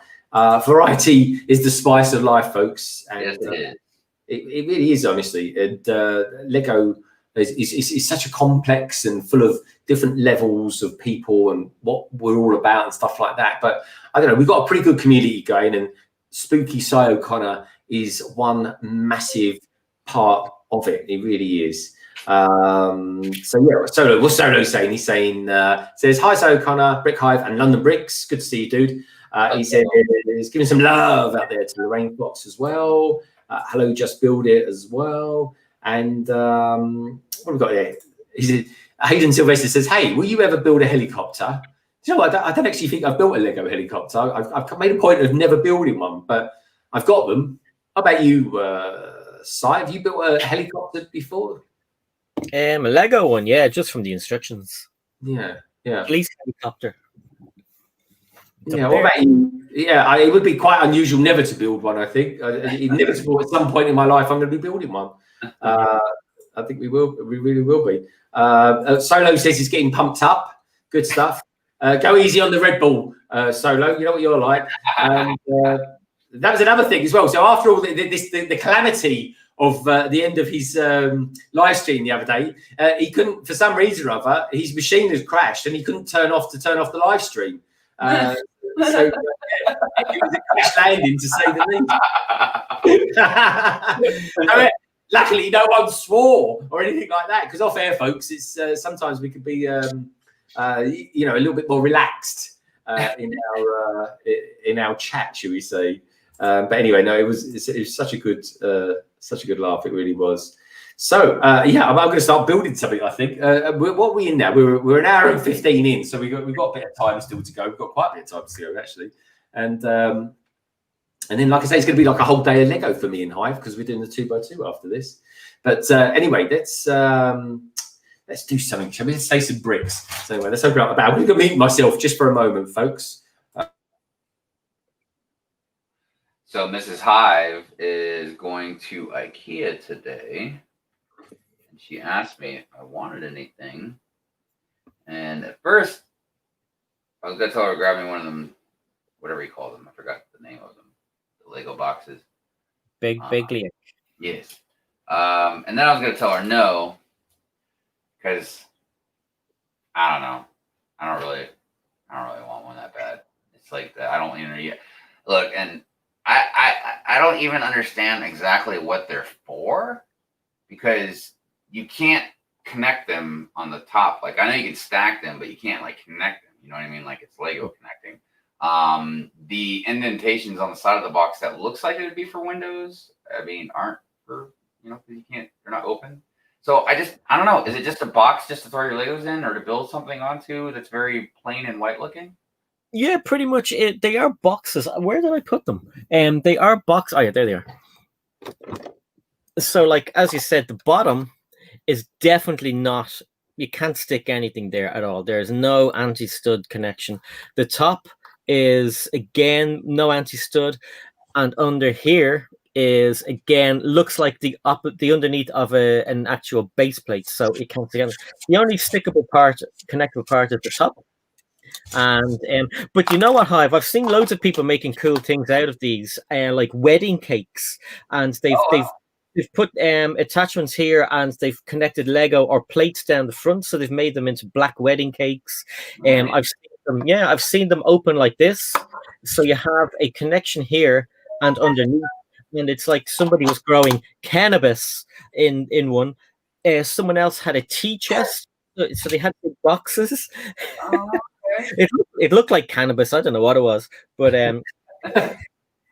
probably well, I told her, I was like, well, go ahead and I was like, grab me the small one, and I'll check it out and see what I can do with it. So yeah, man, that's cool.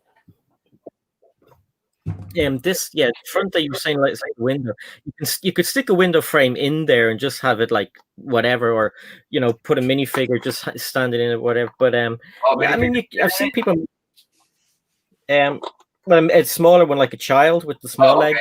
Okay. Nice. Yeah, I'm not creative enough to do some of the things these people were doing. Like, I was blown away. I was like, oh my god! To me, it was a box.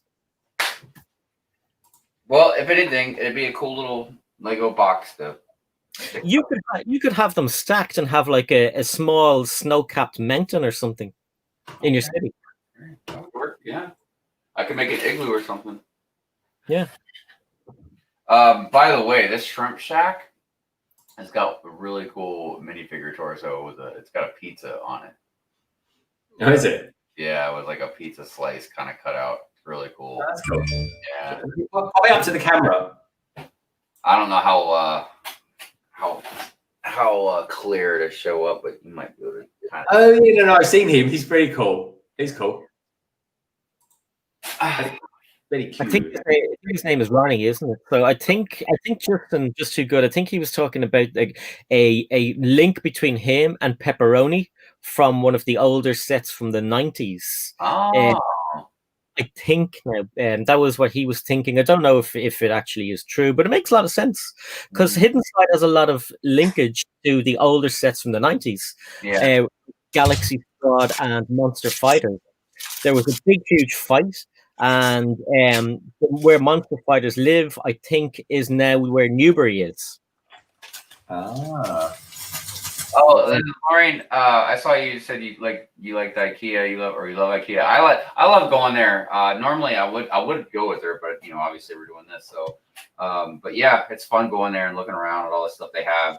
I really, I think all the shelves I've gotten, except for these ones here, I've gotten from IKEA. We've bought a lot of like furniture type stuff from there too.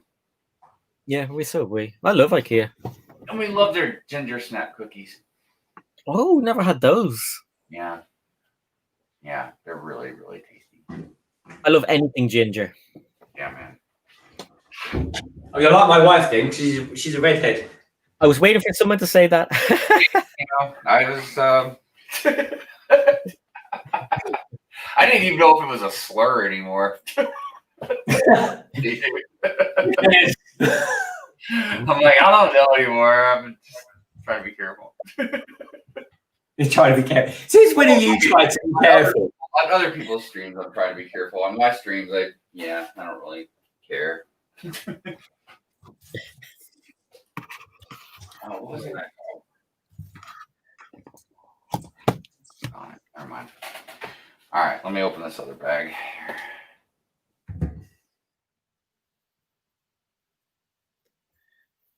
Rip. I'll make the sound effects for you.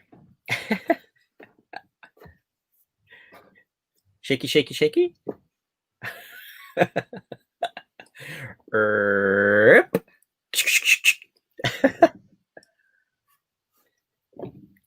Greg looks like he's frozen. I know you're not. I know, but it was funny. It was like a solo stream. So yeah, let's have a look at the chat at you guys. Papa Bricks, okay, y'all, gotta go and try and get some stuff there for the church graveyard. That sounds pretty wicked. Yeah, that's really awesome, by the way. Yeah, your graveyard turned out good. Mine? Yeah.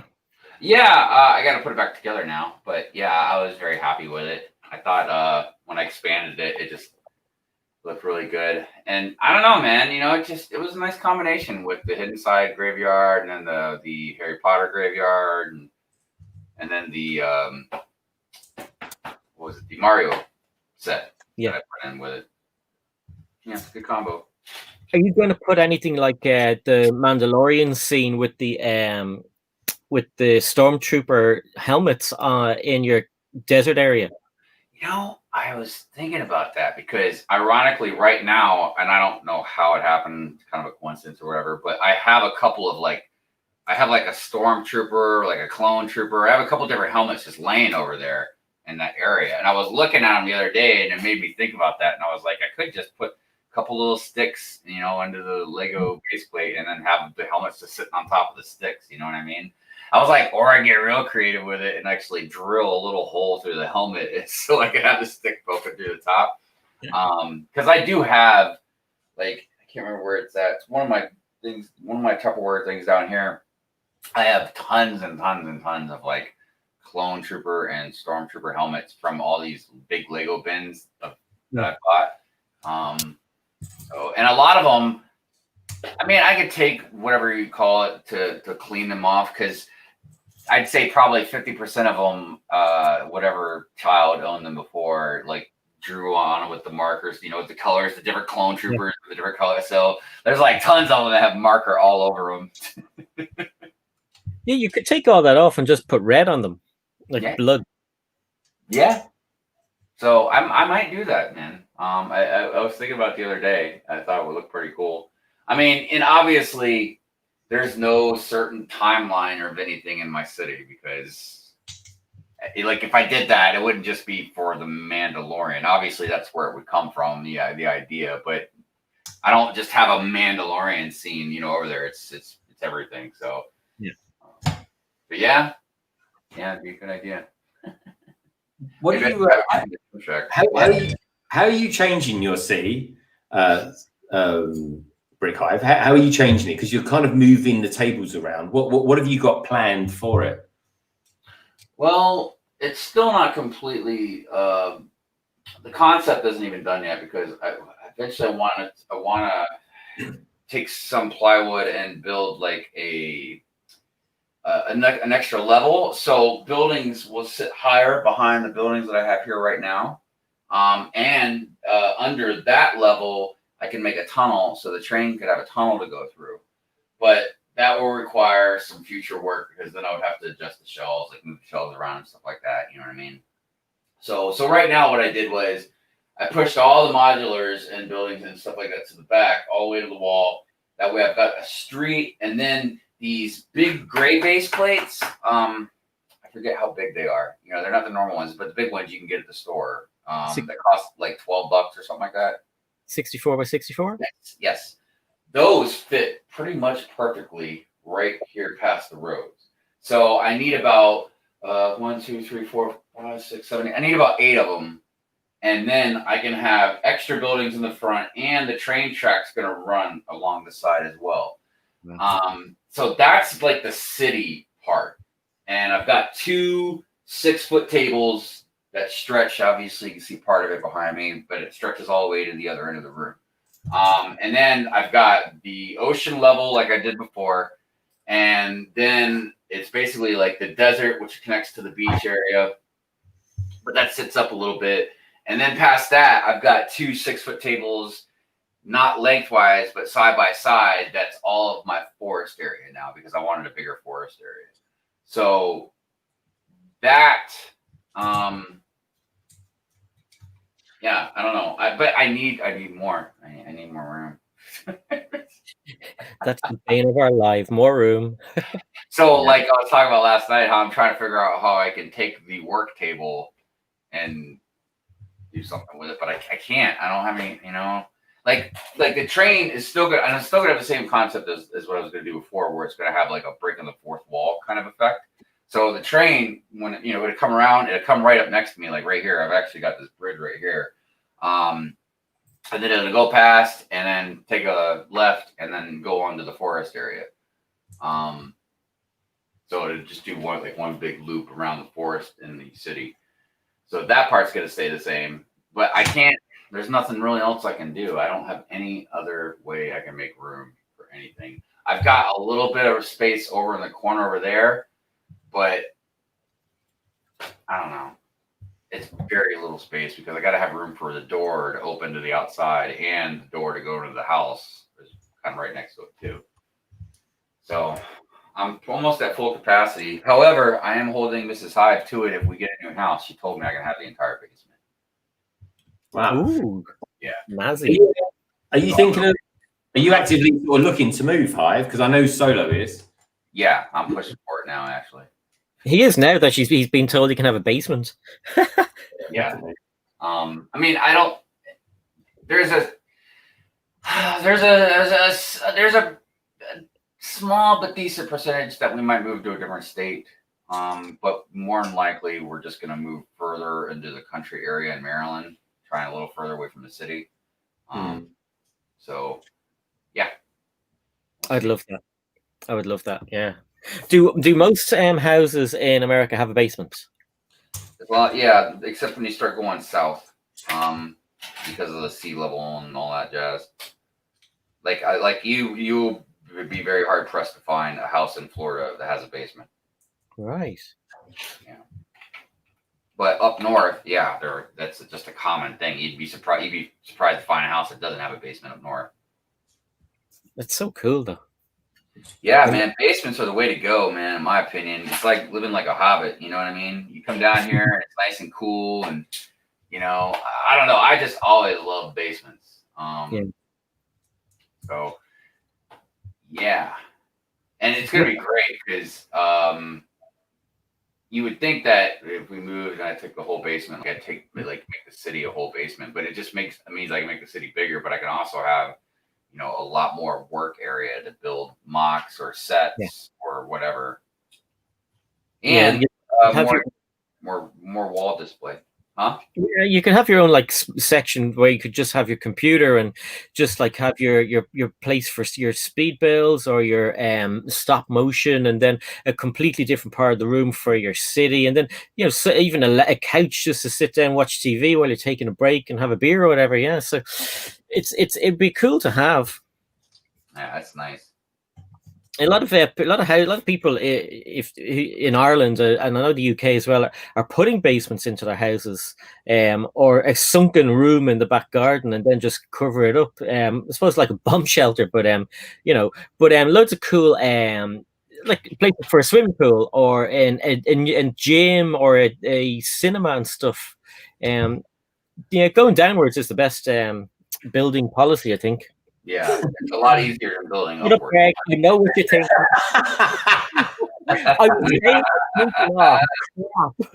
come on to more some. You gotta get on more Hive streams. So I'd like to know what the rain thinks about that, but we won't go there. I can hear it.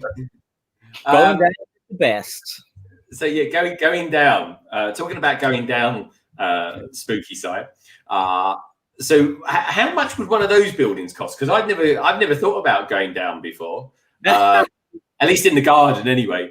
I don't think it's as much as you would think, because basically you're going to dig a big hole and then you're going to throw some concrete in it. And if anything, even if you don't do the concrete, there's other options like, and I don't know what it's like over where you guys are at, you know what I mean, how accessible they are, but I know there are companies that literally like build like bomb shelters for people. They have like these big containers that they'll put in the ground for you. I mean, I personally, just because I'm in maintenance and stuff like that, I think I'd try and like make a project out of it. Obviously you're going to need equipment to dig a hole of that size, you know what I mean, in your yard or whatever. But yeah, then I would just start, laying some concrete or putting some bricks down there, man, or something, you know what I mean? And then you could put drywall over that, run some electric and some plumbing. Because, dude, running electric and plumbing is a piece of cake. It's really easier than people think. I mean, you just have to pay attention to what you're doing and do a little research. Yeah, I kind of like the idea of doing that. Just putting like a great big hole in the ground and just doing something like that. So, or something that Mrs. Hive brought up to me in the past before the basement thing was you can buy like you can go to Home Depot and buy like basically a big shed, like a big 2-story shed. You know what I mean? And again, you put it out in your yard, and then you just run you dig a hole, a trench, that's big enough to throw a conduit line for your electric and some lines for your plumbing, and yeah, man. Then you got a like nice place you can go out there, and you can have the upstairs as like an office part, and then have a Lego city down in the bottom part, and they're very roomy, and they cost about roughly, I think, I want to say about 10 grand, maybe. All right, that's cool. Yeah. Just looking at the chat there. Yeah, I know, right? I think they're talking about going down. I don't think they're talking about football teams getting relegated neither, Mr. Sio Connor. I think so. Let's change this cam, shall we? Be back to me. Hello. Hello. I'm just going to get a drink. I'll be back in a sec. All right, dude. I might even grab one after. Say hi to the rain for us. Yeah. I love Si's avatar. It's so bad it looks funny. Yeah, it's so amateur. Like that's the point. Right, good comedy. So what's happening next in your stop motion video, right? Well, so I've slowly been working on episode 3, but I've got to. I keep talking about it and not doing it, but I got to send out the script to the handful of people that were going to voice some characters in the next episode. So I can get them to record what they need to record, and then I can film those scenes around their recordings. This one's going to be a while. It's going to be at least a good solid few weeks before it comes out, because it's going to be a little longer than the last one. So if you ever need any British accents, you know where I am. Oh, well, see, and I let people know also, that it's not even just about like if I need a British accent. Like if I had a character that was British or something, yeah, I would definitely reach out to one of you guys, you know, in a heartbeat. But if y'all just want to ever just be a character, like you just want to be a character, I can.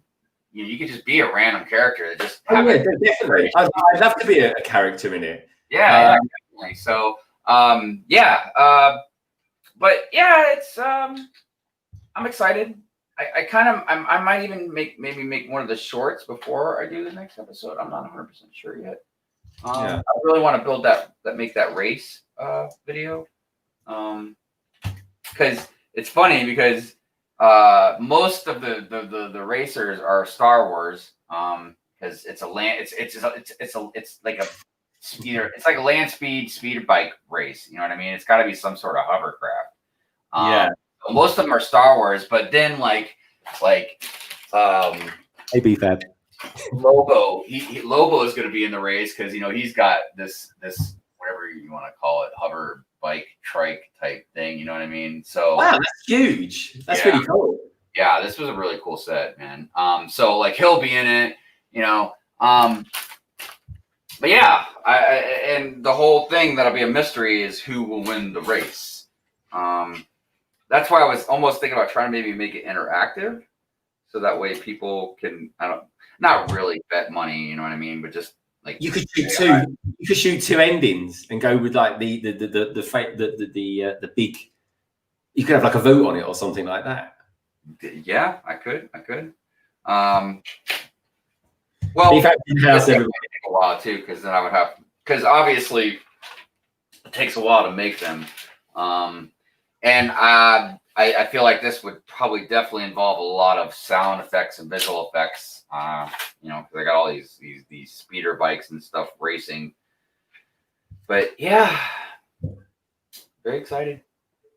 Oh, definitely, man. I genuinely really enjoy it. Thanks. And now, like I said, I've got this new computer coming, so I will be able to do everything much faster. So stuff will still take time to film and all that, obviously, but the editing will fly now. I mean, it's crazy how much powerful, because I was gonna upgrade, and but now I've like skipped an upgrade and went to another upgrade. Because this is like a really expensive computer. I've never had anything quite like this. Oh, that's going to be good, mate. I upgraded mine at when was it? Probably about 6 months ago, and it's brilliant. It basically like like a half-hour video. It will just create in like 10 minutes, not even that, 5 minutes. Mm-hmm. Yeah.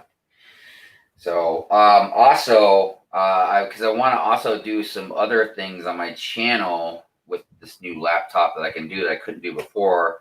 So like before, I tried to stream some of the Lego game. What was it? I don't know, whatever one's out right now. But there's a new one that's coming out eventually. I don't know when, but it's supposed to be coming out eventually. Hey, what's up, EFAB? So that's something I wanted to do, was stream, the Lego game. I thought that would be fun, but I couldn't do it on this laptop. It's just too much. I can't even have multiple cameras running on this laptop without it starting to slow down. Oh, really? Oh, wow. Yeah. And what sort of I tell you what it'll work with, obviously, when you're using Filmora, because Filmora 10's out now. I've not downloaded it, but yeah, I updated mine. Oh, what do you think of the new Filmora?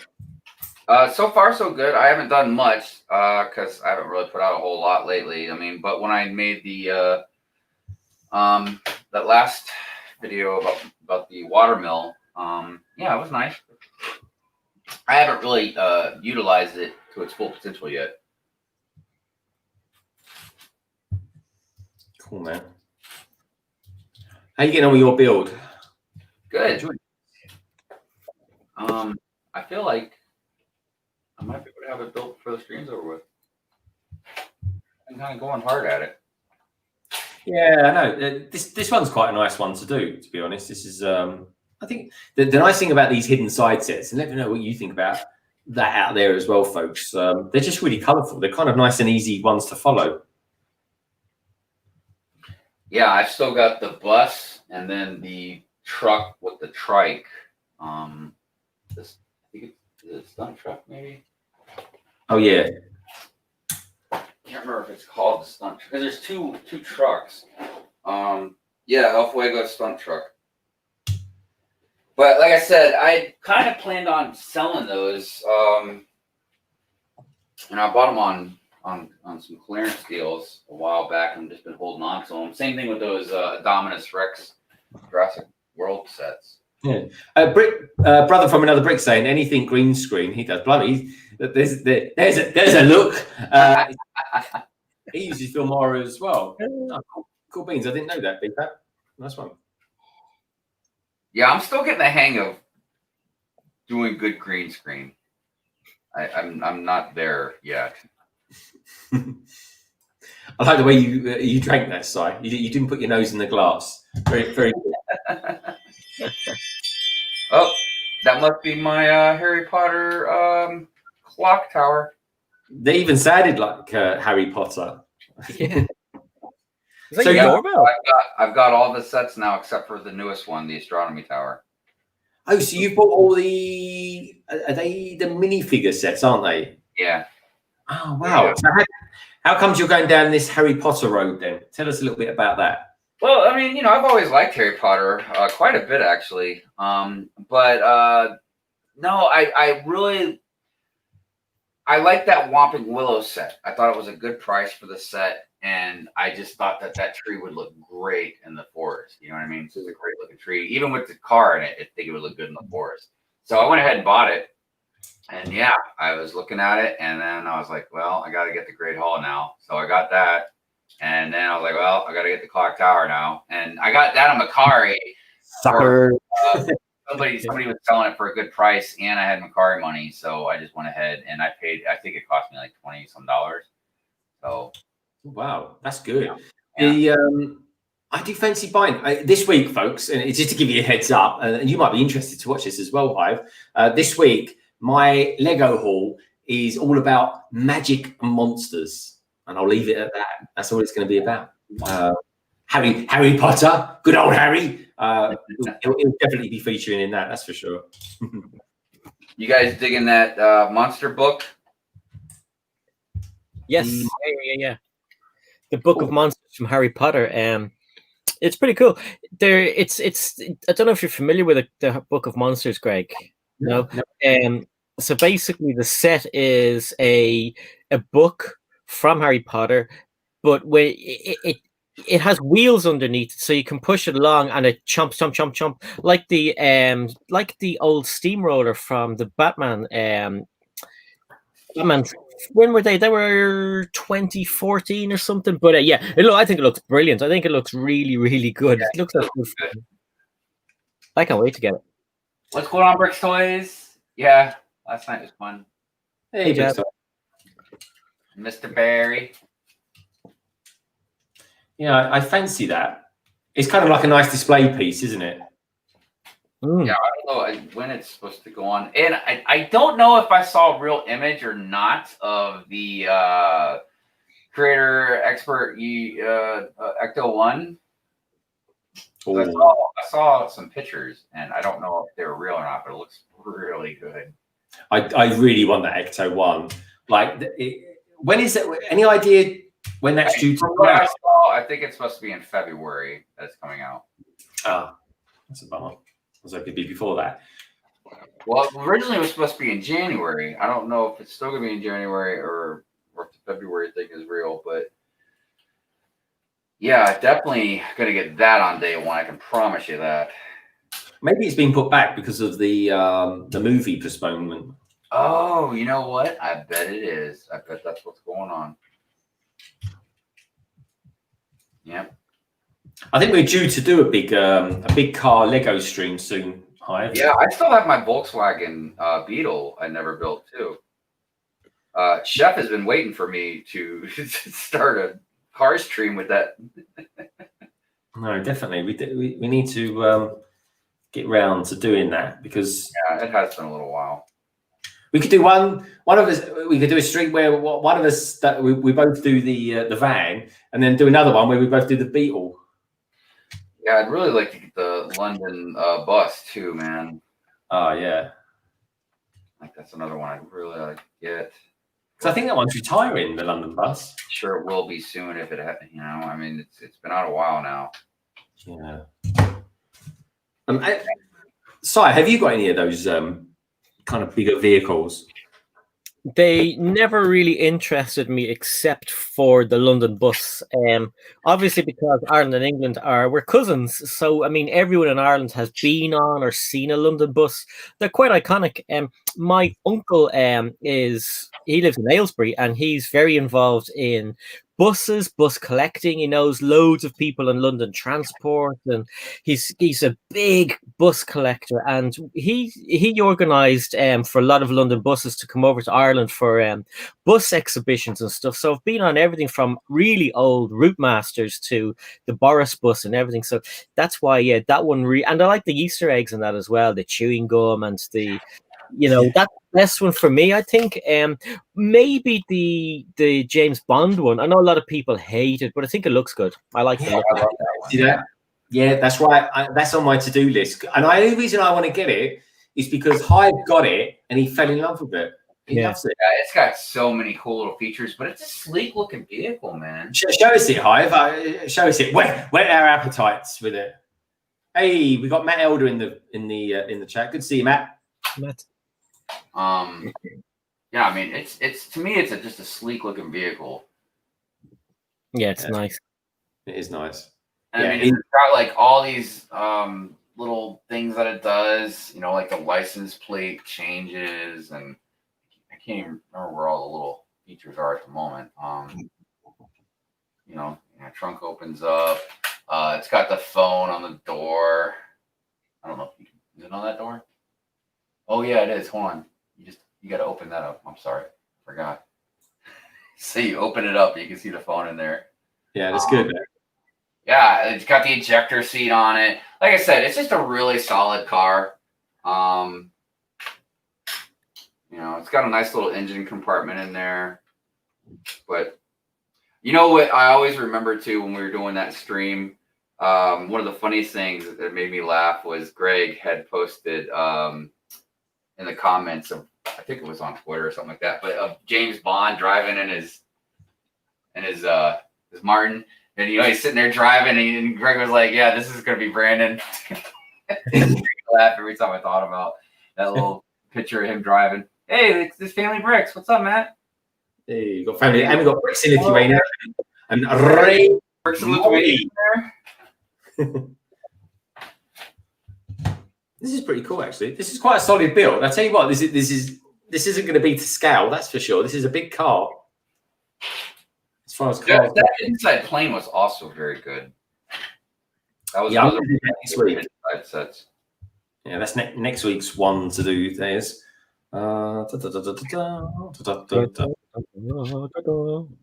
Hey, here's a little bit of insight for you, Si. I actually can drive buses. I've got a full driving license, and I drove. One of my claims to fame was that I drove the Route Master up to Elstree Studios for the BBC to use for EastEnders.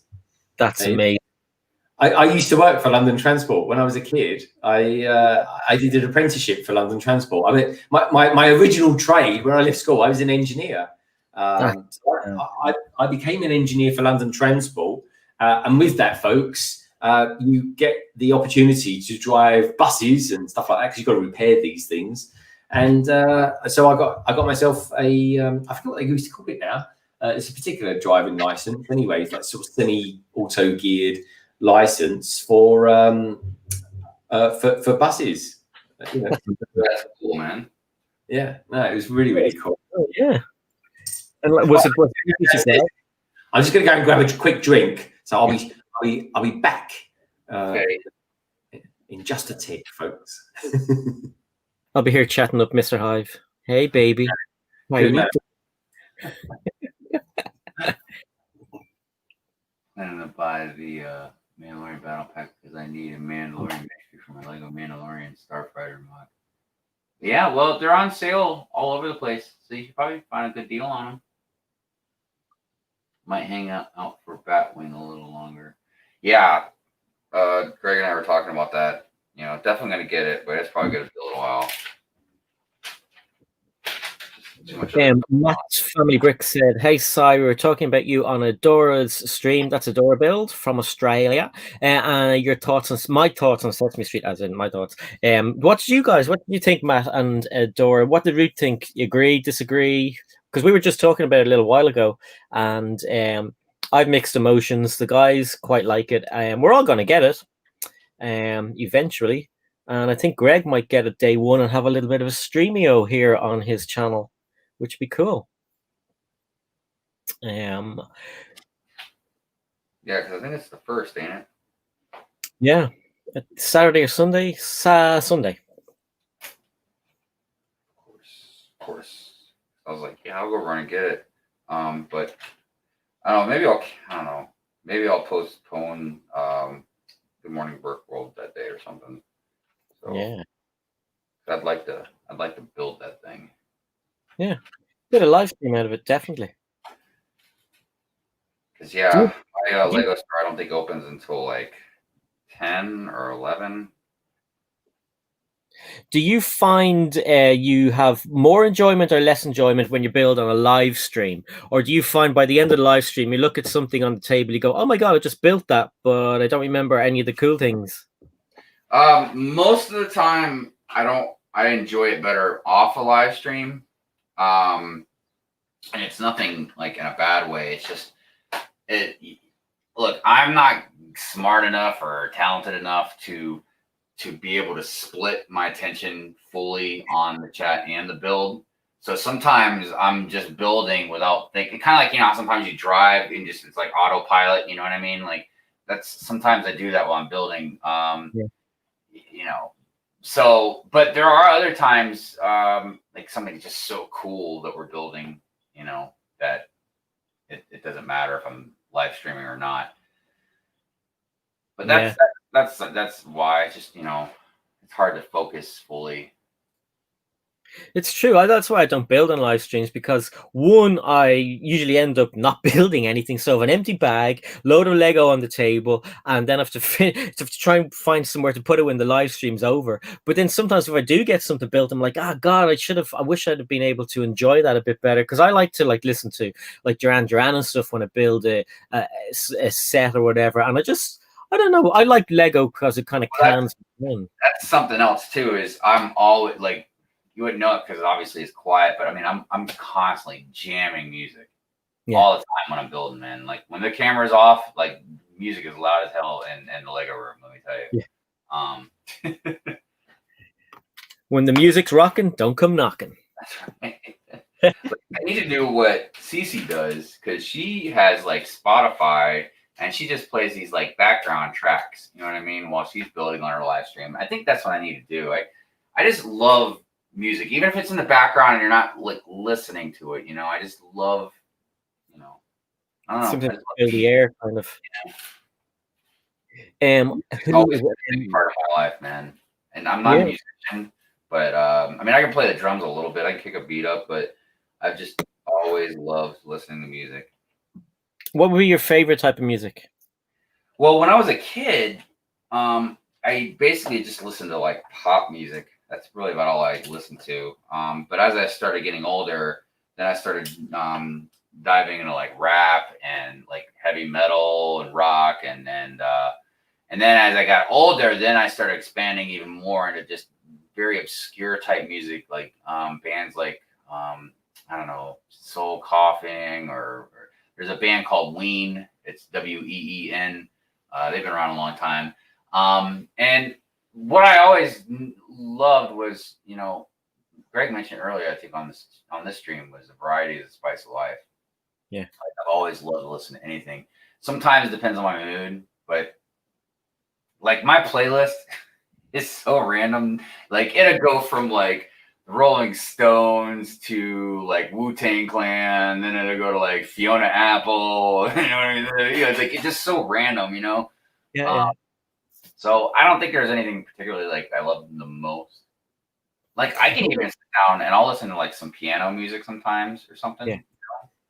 Yeah, no, I'm the same. I used to be like, I used to be like really into dance music, and then really into kind of rap, and then really into kind of specifically the Red Hot Chili Peppers for a Yeah, long time. Chili Peppers. Yeah, Yeah, baby.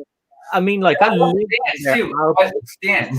So I went, I'm not good at it, but I love to do it. You know. Hey, I've what's up, seen Larry? How you doing? I've seen the Chili's twice, and they were just amazing, Dude, unbelievable. oh my gosh. I started listening to Chili Peppers right before Blood Sugar Sex Magic came out. Like that Yeah, was like the big one that really skyrocketed them. But I think it was Mother's Milk. I think that was like the first one I really started listening just before that album. Yeah, to. I didn't care for some of their newer stuff for a while. Not that it was bad, it just wasn't really my cup of tea, and it just didn't sound like them like they used to be. yeah. But I don't know. Yeah, they're a great band, man. I mean, you know, like another band that I like a lot that kind of reminds me of them is 311. 311 is a band that I really, really love a lot. They got that funky vibe going to them, you know. I'll have to look them up. Oh, dude, you'd love 311. Trust me. They mix rock with funk, with reggae, with rap. They're really good at like blending. You know what I mean? A lot of different genres together. That sounds like a good one. What are they called again? 311, like literally 311. And they're very positive. They're a very positive band. And if you listen to their lyrics, like they bring up a lot of very good messages and points of views on things. You know what I mean? But they're all about like unity and stuff like that. I was asked a question, so we can all answer this question together. Snap to Grid Bricks. Sarah Connor, which team do you think was dismissed too early? Well, obviously Monster Fighters for me. I don't think it lasted as long as it could have or should have. Hidden Side's another one I think they could have gotten a little bit more out of, especially if you've got an animated show. You can get a good bit more out of it because stories develop. Sometimes the first season of a show isn't good, and it could take 2 seasons to get good. But yeah, I mean, they're two of mine. I don't know. Maybe what do you think, Greg? What themes have come to an end too soon? Well, Yeah, which teams do you think got dismissed too early? Same thing, yeah. Dismissed too early. Dismissed too early. I would go personally inside, because by all accounts, I mean, Lego, they never come out and say, "Oh, it's over with now," and blah blah blah. Otherwise, you know, the bottom will fall out of that particular bit of market. But I think they could have. I think they could have just come out of like a phase 3 for Hidden Side. Do you know what I mean? I think it finished just too early. I think if it is coming to an end, then this is the last series of it. I just think personally that. But then there was a set that I was kind of messing around with, Galaxy Squad. I mean, that seems a pretty good set. Chima, I think Chima gets a good shout for ending too soon. But that kind of evolved into into something else, didn't it? But I don't know. What do you think? I mean, do you know what? I wouldn't mind seeing some Western sets or something like that. Oh yeah, yeah. SpongeBob Pants, that one. That was a good thing. Teenage Mutant Ninja Turtles. I think that had some longevity in it. But yeah, another one that kind of went by the wayside. They could have developed a little bit further. Hey, we've got Scott Davis in the house. How you doing, Scott? Hey, Scott. What do you think? What do you think, Hive? I feel like we'll be saying that pretty soon about Monkey Kid stuff. Yeah. Ooh, controversial. Why is that, mate? Do you think Monkey Kid's not selling too well or not doing too great?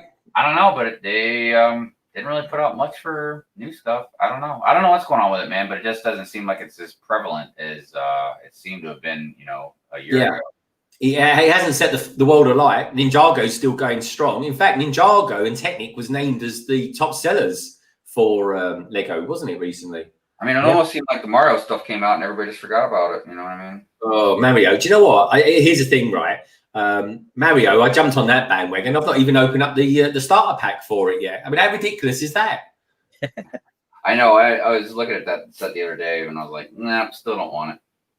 I tell you what, though, folks, that Mario will definitely come up in the 2x2, and that's simply because we're looking at a mock, and in one of the mocks, it has a digital display on it, and I think Lego need to do a few more things with that. But anyway, that'll be in 2x2. Tune in for that next week on Solo Brick Builders. Brilliant channel. Now, I've actually received something in the post that I'm going to open later. And I don't normally talk about what I get in the post, folks. I really don't. But I will say, though, it's pretty cool because check that out. Check out the heading on it. Oh, yeah, Mr. Hinkle. Mr. Hinkle, see? So that's pretty cool, isn't it? So, yeah, I'm going to open that later. I'm looking forward to that. That's going to be rather fabulous. I've got no idea what it is, by the way. It's a complete surprise. Like, what was that? Harry Potter? At my front door. It sounds like something's going to materialise and come out of the air or something like that from another dimension. It's going to be chaos. You guys can see out the front door. Let's have a look. I've just said, who's that? Is that Amazon down there? Oh, wait, it stopped. I don't know. It does it automatically. I really should go up and grab the package. Hold on. Go grab your package. It's you're all innuendos, you are, Si. You know that, don't you? Oh, you know me too well. Yeah. The package. Go grab your package. Ooh. Ooh, matron. Morty, Vicar. So we've got out here. We've got Lego. We've got that's going to be him. Look, let's have a look. Look out there. Oh, yeah. Bottom left-hand corner, folks. There's a world out there. It's called the United States of America. Anyway, what's he got going on there? Let's have a look. Let's have a look, shall we? Look, we've got a donut here on the left. We've got anything good? What did you guys out there? Did you see anything good? Anything you like? What might having? Look, he's got look at the backlog he's got going on there. Look, he's got the Yoda hill. He's got the Wonder Woman there in the bottom right-hand corner. That looks good, doesn't it? He's flexing. He's not even in the room and he's flexing. And yeah. Got some nice stuff there. There's that Sanctorium set you were talking about on the right hand side there. Yeah. Yeah. Oh, he's got some nice stuff going on there. He's got some nice stuff. Look, he's got about a 2-litre flask there of coffee as well on the table. He's got the TIE Fighter. He's got the bridge there. He's nothing like London Bridge, believe me. He's got a bit of everything going on there. Look, there's the Harry Potter bus. That looks nice there in the middle, just to the right of that hotel. Got some nice stuff. So it's nice to look at someone else's city, isn't it? Look at us, that we're all peering in. It's like looking for the keyhole. Anyway, look, a kind of a relaxed, insightful look there into the world of Brick. Oh, he's back. No one say nothing. He's back. That is back. Don't show your address. Great. They went a little overboard with this box. Look at that. You can tell it's America, folks. Look, they call that a medium box in America. We call that a bloody great big extra large one, wouldn't we? Over here. There we go. What do you think's in it? Are you expecting Lego? Yeah, it's my clock tower.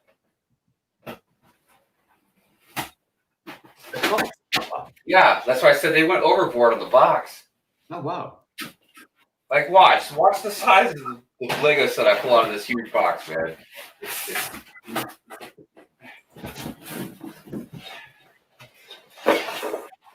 Oh wow! Well, that's what you want, though, mate. That's what you want. Yeah, but they didn't put no bubble wrap in it or nothing, man. It was just a box. This was just flying all over around in that box. Did you get to deal with it? Yeah. So, like I said, the last one is the astronomy tower. Oh, see, I know. I'm thinking I should go and get these sets as well. Oh, you should. They're really good. They're very good. Well, you better hurry because Whomping Willow and the Great Hall, I'm sure, going to retire soon. So I got one like the Whomping Willow. Oh yeah, that's it. The Privet Drive. I got that. Is it Privet Drive or Pivot Drive? I don't know. We don't know. Privet. Not sure. Pivot. Privet. Pivot. Privet. Privet. Privet. Privet. I love it. I love it. I love the way he goes on like that. It was like a tiger. Is that right? Is that what he's like, Lorraine? Oh wow. Oh, Privet. Privet. Privet. Yeah, Privet Drive. Like privy to Privet Drive. Privet Drive. Do you know, I used to have privets outside my house. I used to live in a place called Tiptree in Essex. And yeah, I just put in a great bush of privets, golden privets as well, actually, which again, you've got to say very carefully because he might come out with something completely different. Golden privets. I never knew there were birds. That's amazing. So here's the thing. Yeah, that was it. One pin willow then. So Hive's recommending one pin willow, but I got Privet Drive, and that comes with a car, the Ford Anglia. So do you recommend that I get that as well then? Well, yeah. It depends because the Privet Drive isn't like, it doesn't connect with like these other sets. You know what I mean? So if you get the Whomping Willow, yes, you will have 2 of the vehicles, but you may just throw one in your city. You'll be all right. Yeah, I don't know. Maybe Si, because you know much more about Harry Potter than what I do. Maybe I need to get those sets as well because it's the clock tower. There's the astronomy tower, and do they all like fit together or something like that? Yeah. And you know what? The nice thing about those sets, they're full of beige bricks. Which every time I look at beige bricks, I just think of Mos Eisley at the moment. What's the other bit of the Great Hall? Oh, so those 3 are the free to get, are they? So, oh god, I don't know. Well, they all connect together apart from Privet Drive. So, and the Whomping Willow connects. So what would you get? Okay, here's a dilemma for everyone. Would you get those 3 sets, or would you buy the Sesame Street set? I mean, I'm saying that those 3 sets are probably worth a lot more than that one Sesame Street, aren't they? Yeah. If they're going to be retired, what they're retiring ones. Yeah, to get the 3, well, there's 4 now. But to get the 3 that I got, I mean, you're going to spend roughly, I mean, depending on if you find deals or not, but each one's between $80 and $100. Actually, I take that back. The Whomping Willow, I think, was 60 or 70, but I think it was 70. Yeah. It's worth holding out for Black Friday for those. You know, but you got to think of it like this. You got Diagon Alley, too. You know what I mean? So it would look good near Diagon Alley. I don't know. It just depends on how you want to lay stuff out. If you're going to put it in your city, you're going to display it. Because I think I'm going to put mine on the shelf and display them. I don't really, I mean, I could probably incorporate it into the forest area or something like that, but it looked probably better on the shelf. Now, the Whomping Willow, I'll keep out in the forest, but. Oh, there's a deal going at the moment. Here we go. There's a deal going at the moment. Sorry, not on Harry Potter. This is going at Smythe's or Smith's. I think you always call them Smythe's. I'm sorry. 20% off the Lego Creator Expert 10262 James Bond, the Aston Martin. £104. That's quite good. That's not bad. It's good. Do like that. I never used to like it. I only like it now because other people have kind of proved me wrong and said it's a good set to get. But yeah, let us know, you boys and girls out there, you guys out there in the chat. Let us know. Did you buy the Harry Potter sets? Do you like them?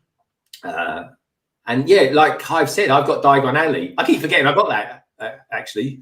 It's going to be a Christmas present. And so yeah, this is what they are. Okay. And I got just saw the clock tower, and then there's the and I don't know, by itself, this isn't really that grand. I mean, it's all right, and I think maybe that's why, because I really wanted that tree. And I think that's why I went ahead and got like the Great Hall next, because I was like, well, it'd be better once they're all connected. So now I gotta get the astronomy tower, and I will feel a little more complete about it. And I don't know if they're gonna keep, how long they're gonna go with that, like how many more they're gonna make. Si, are those due to retire anytime soon? Yep. The first wave are anyway. That wasn't me farting or anything. That was just me fixing myself. Yeah, keeping an eye out. I mean, you guys seem to have them sitting on the shelves a lot longer than we do in America. So you guys are still able to pick up the Lego Movie 2 sets and everything. I've seen Ty, the Lego guy. In Canada, they have them on and I was like, oh my God, I'd love to be able to pick some of those up. Yeah, in Ireland, I got one over there that I bought on clearance. Yeah. In Ireland and England, once they're done, they're done. That's it. So get them, Greg. I tell you. Yeah. I think it's because we have so much excess in America. you know, because we're so much more bigger that there's so much more excess that when stuff, you know, they need to put it on sale so they get rid of it. You know what I mean? Because like my Walmart right next to me, they are so full right now. And I'm like, why aren't you guys putting more stuff on clearance? But they're so full that they have like both sides like stacked, like completely. Really? But Wow. they are selling some stuff, you know, because there's no more hidden side stuff now. Yeah. Yeah, it looks like Steamboat Willie's kind of a hard one to get hold of at the moment in the UK. So I think that's probably gone, isn't it? Possibly, yeah. Try Smith's. Yeah, let's go to Smith's. So what about you guys' Lego store? They keep stuff stocked up, right? Yeah, maybe I should give them a call, because I think that is a set worth getting, even if I never build it. It's a good one to invest in. There's no Lego store on the island of Ireland, Brandon, at all. It's a bloody joke, and there's about 7 of them in the whole, like, you know, in the Manchester area. Well, Lancashire, is Lancashire a county? Yeah, it's a county. The county of Lancashire. Well, there's Lego tons. needs to. Well, you know what? Maybe you should open up a Lego store, Si. Yeah, I'd want to keep everything. I'd keep it all. Can I buy that? Sorry, it's sold. I want that. Sorry, you can't have that. Yeah, you're not supposed to dip in your own merchandise, man. That's an interesting way of putting it. I know. But yeah, I don't know. That's a shame you guys don't have one up there, though. Yeah. No, they haven't got it there, Si. They don't have it there. The what Smiths are doing, though, they are doing those Harry Potter sets, some money off. Harry Potter. Harry Potter's English, not Japanese. It's always funny to hear English people saying Harry Potter in an English accent. You don't need to put on an English accent.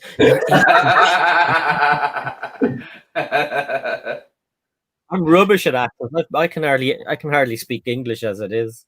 I love some of your pronunciations sometimes, Si. They're hilarious. When you do your when they reveal new characters and stuff like that, and you're trying to do like the Harry Potter ones, like Hermione and her. How do you pronounce her name? Oh, I don't feel great. I'm terrible. Even I can't pronounce it. So that's why I thought it was Hermione. Hermione, yeah. Hermione. I can't. Hermione. Do you know how many times I took that video? It took me ages, and I have to. No, Hermione. I can't say it. I know. If you watch your video back, you say her name 3 different ways. It's brilliant. That's what makes it brilliant. That's the thing. It's pure genius, folks. It really is. We've got Grits Brick Stevie in the house. Hey, Grits Brick Stevie, how you doing, mate? Great to have you here. It really is. We've got the brilliant Simon Moss out there as well. Juan's back as well. And the ever-present Mr. Berry. Fabulous to have you here. It really is. There's loads of you out there today, folks. It's, you know, we're completely blessed having you here watching us and just chatting about stuff with Lego. So here's the thing then, Si. If I go out next week and I buy the, say I bought Sesame Street, I could probably be home quite comfortably and stream it at 1 o'clock in the afternoon. Are you doing anything next week at 1 o'clock in the afternoon? Maybe. I don't know. I could always hang out with you.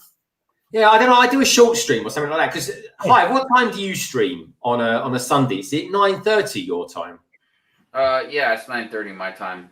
So 9:30 his time. The clock's changed, so 9:30 is what, 2:30 our time then, isn't it?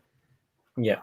30. So I could be back by 1. So yeah, I could stream for maybe an hour and a half or something, just building it. Could do that.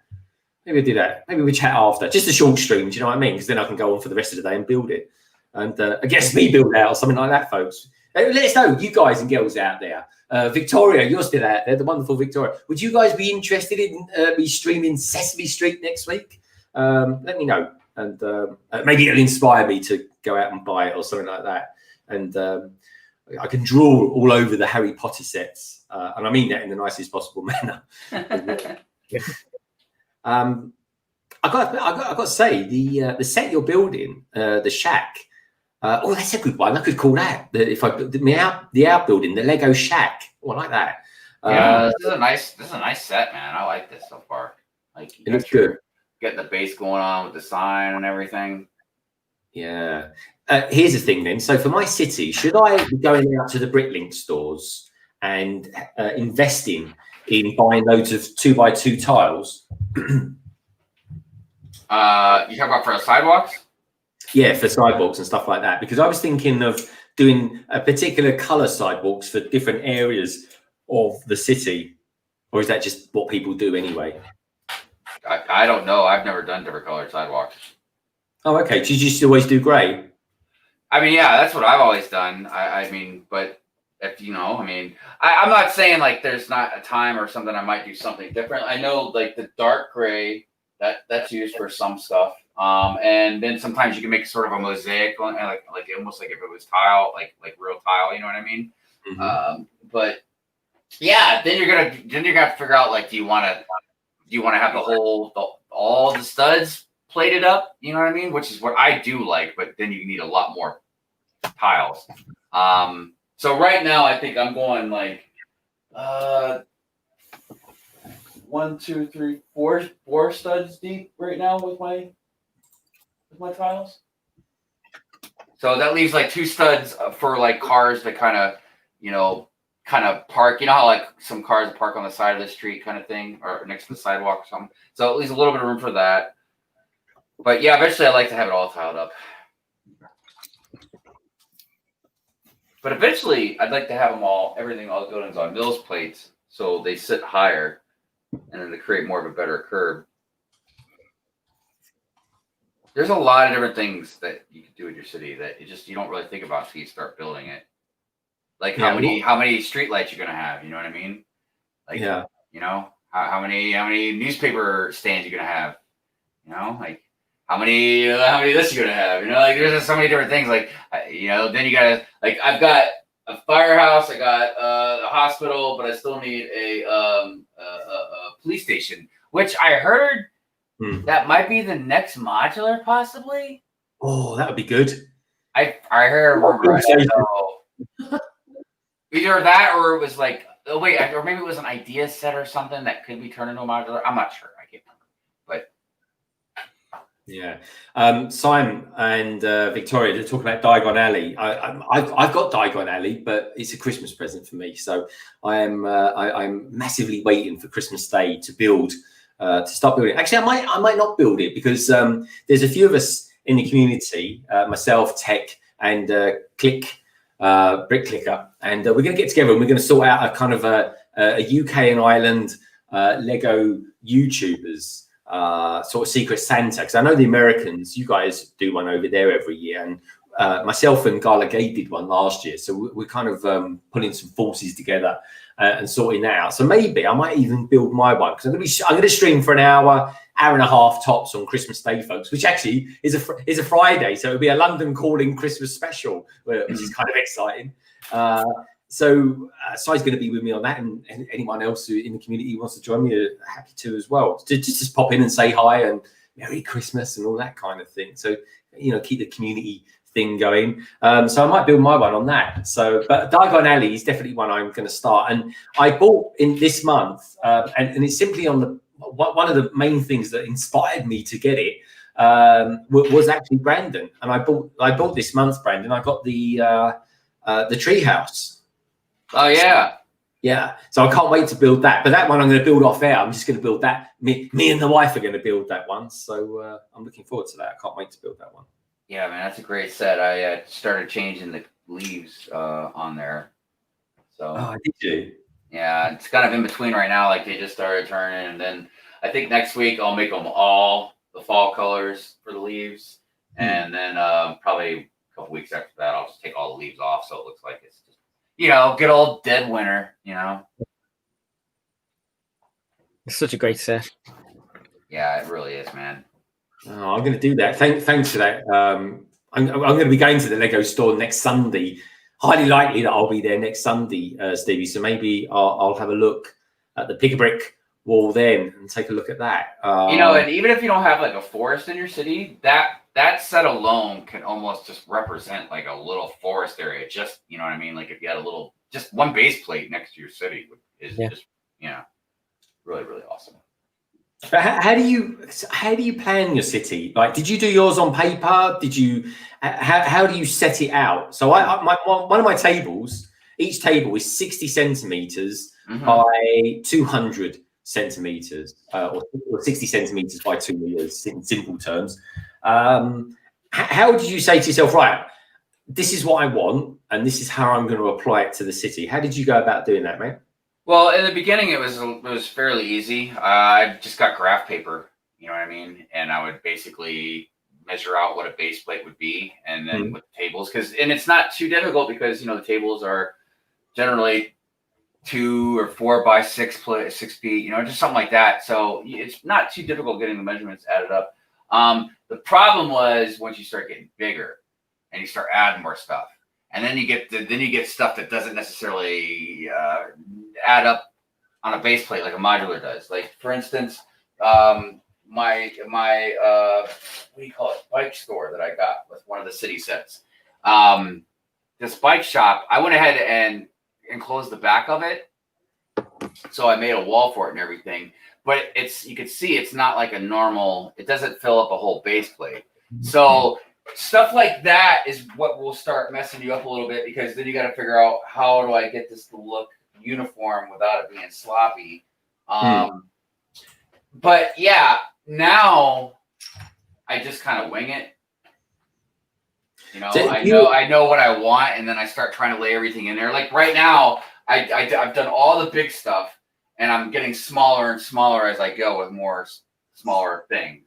So how do you mix up the big sets and the smaller sets? So I've bought a load of creator sets recently.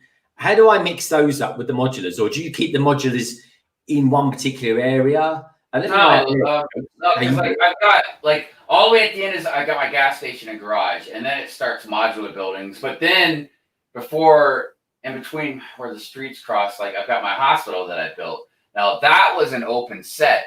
And I went and I modularized that one, which I got to give credit to Butt Chop, because he's the one that gave me the idea of making that a modular. So there's that, and then you go modulars again, and then like right here I got that that Creator 3-in-1. What was it? The toy store coffee shop. Then I've got the Sanctum Sanctorum. Like it's just trying to figure out where to put stuff, and you'll go through different trials and tribulations. Like you'll put something here, and then like 2 days later you might be like, all right, it's gonna look better over here. You know, then you get like these, you know, I got the little stores, you know what I mean, stuff like that. So it's a matter of trying to just really configuring stuff, but it takes a while, you know. But do you keep the architecture similar? Do you keep the smaller shops in one smaller area? I mean, I can see Monkey Kid in there. I can see modulars in there. Yeah, I mean, it mixes around. Well, right now, just because of what's going on, the way I've got everything set up, I put these smaller ones in the front just so you can see in the back. But eventually, like I said, once I take plywood and I create like a level so I can have everything upward, that won't be an issue. Yeah, I mean, sometimes you're gonna have to configure stuff on your own. Like, and there's even like a couple spots, I think eventually when I get to it, I'll make alleyways. You know, I'll just create like make alleyways that you can stick in between some of the modulars. Yeah, it really varies on how you want to do stuff. You know what I mean? But the problem is, like, you know, I've made some people's eye twitch by saying this, man, but like I've had to cut some of my base plates to get them to get them to fit in certain areas, you know. And then you've got things like some stuff won't fit unless you do something different. Like, you know, I don't know how to explain it, but like some things you have to put down base plates and then put stuff on top of it, and then you got to connect it with plates, and I don't know. But yeah, it's a big, huge thing, and it takes a while to figure out unless you keep it very simplified. But like I said, once you start throwing stuff in, and then like then I've got like the train tracks and bridge to try and configure in, and I think I think Jangbrick actually cut some of his base plates before, didn't he? So people do it, even purists do it. So you don't really have a choice sometimes. Like I'll put stuff in here, and then because there might have been a building. All right, for instance, like my windmill that I have, that's on a very small type base plate. So whenever I put that in with other base plates, I'm always going to have a gap somewhere. You know what I mean? So I've got like this much space to try and fill with a base plate. Like sometimes I can get away with, I call it jumping, to where if I have a gap like that, I'll take like long plates or something and go over it, and it just looks like it's a little hill in the grass. Yeah. I had to do it with water sometimes too, which is weird because water should always be level pretty much no matter what. But yeah, it's just a matter of just trying to figure out how to. But is there like a standard to follow, or do people just kind of make it up as they go along? No, I don't think there's a standard. As far as I know, there's not. You know. Yeah. I mean, I think that there's a basic structure. Like you're gonna have like your streets, and then like a normal city. But yeah, it's just in between those streets and stuff is where, like I said, you got to get kind of creative sometimes. Yeah, no, definitely. And good luck with the job finding, Simon. I know you invested heavily in some Harry Potter sets when you just before you lost your job, and anyway, I hope it's a good joy building them, mate. Always like watching your stuff on Instagram. Now, talking to cities, Jarv Bricks is in the house. Now he's Jarv. Now, Jarv, what did you think of the West Ham result today? Hey, God, can't believe that. Got a draw against Man City. I'll take that any day, mate. I really will. I think we've done your boys a little favour there. I think the Hammers are doing all right. I'm a happy Hammer today, folks. So, Jarv, just out of interest, have you got any hints and tips for me starting my city? Should I just start building some Creator 3-in-1s, some modular buildings, or something like that, and then kind of just start fitting it all together and messing around with it and kind of being creative? I mean, if I was you, Greg, I would just lay down your base plates that you want, like as far as roads and stuff. I would start with modulars because they're at least base plate centric. You know what I mean? So that way, when you start getting into more complicated stuff, you'll already at least have some stuff already established to work around. Yeah. And I kind of really fancy getting the corner garage because I kind of want to have a corner building at one end, some houses, and then a corner building at the other. And that kind of might be the way I kind of go for it. And then, but I can take the corner garage and then basically replicate that and create something else out of it. I don't know, a pet store or a PC shop or something like that. Do you know what I mean? Or a Toys R Us, because we miss those, don't we, folks?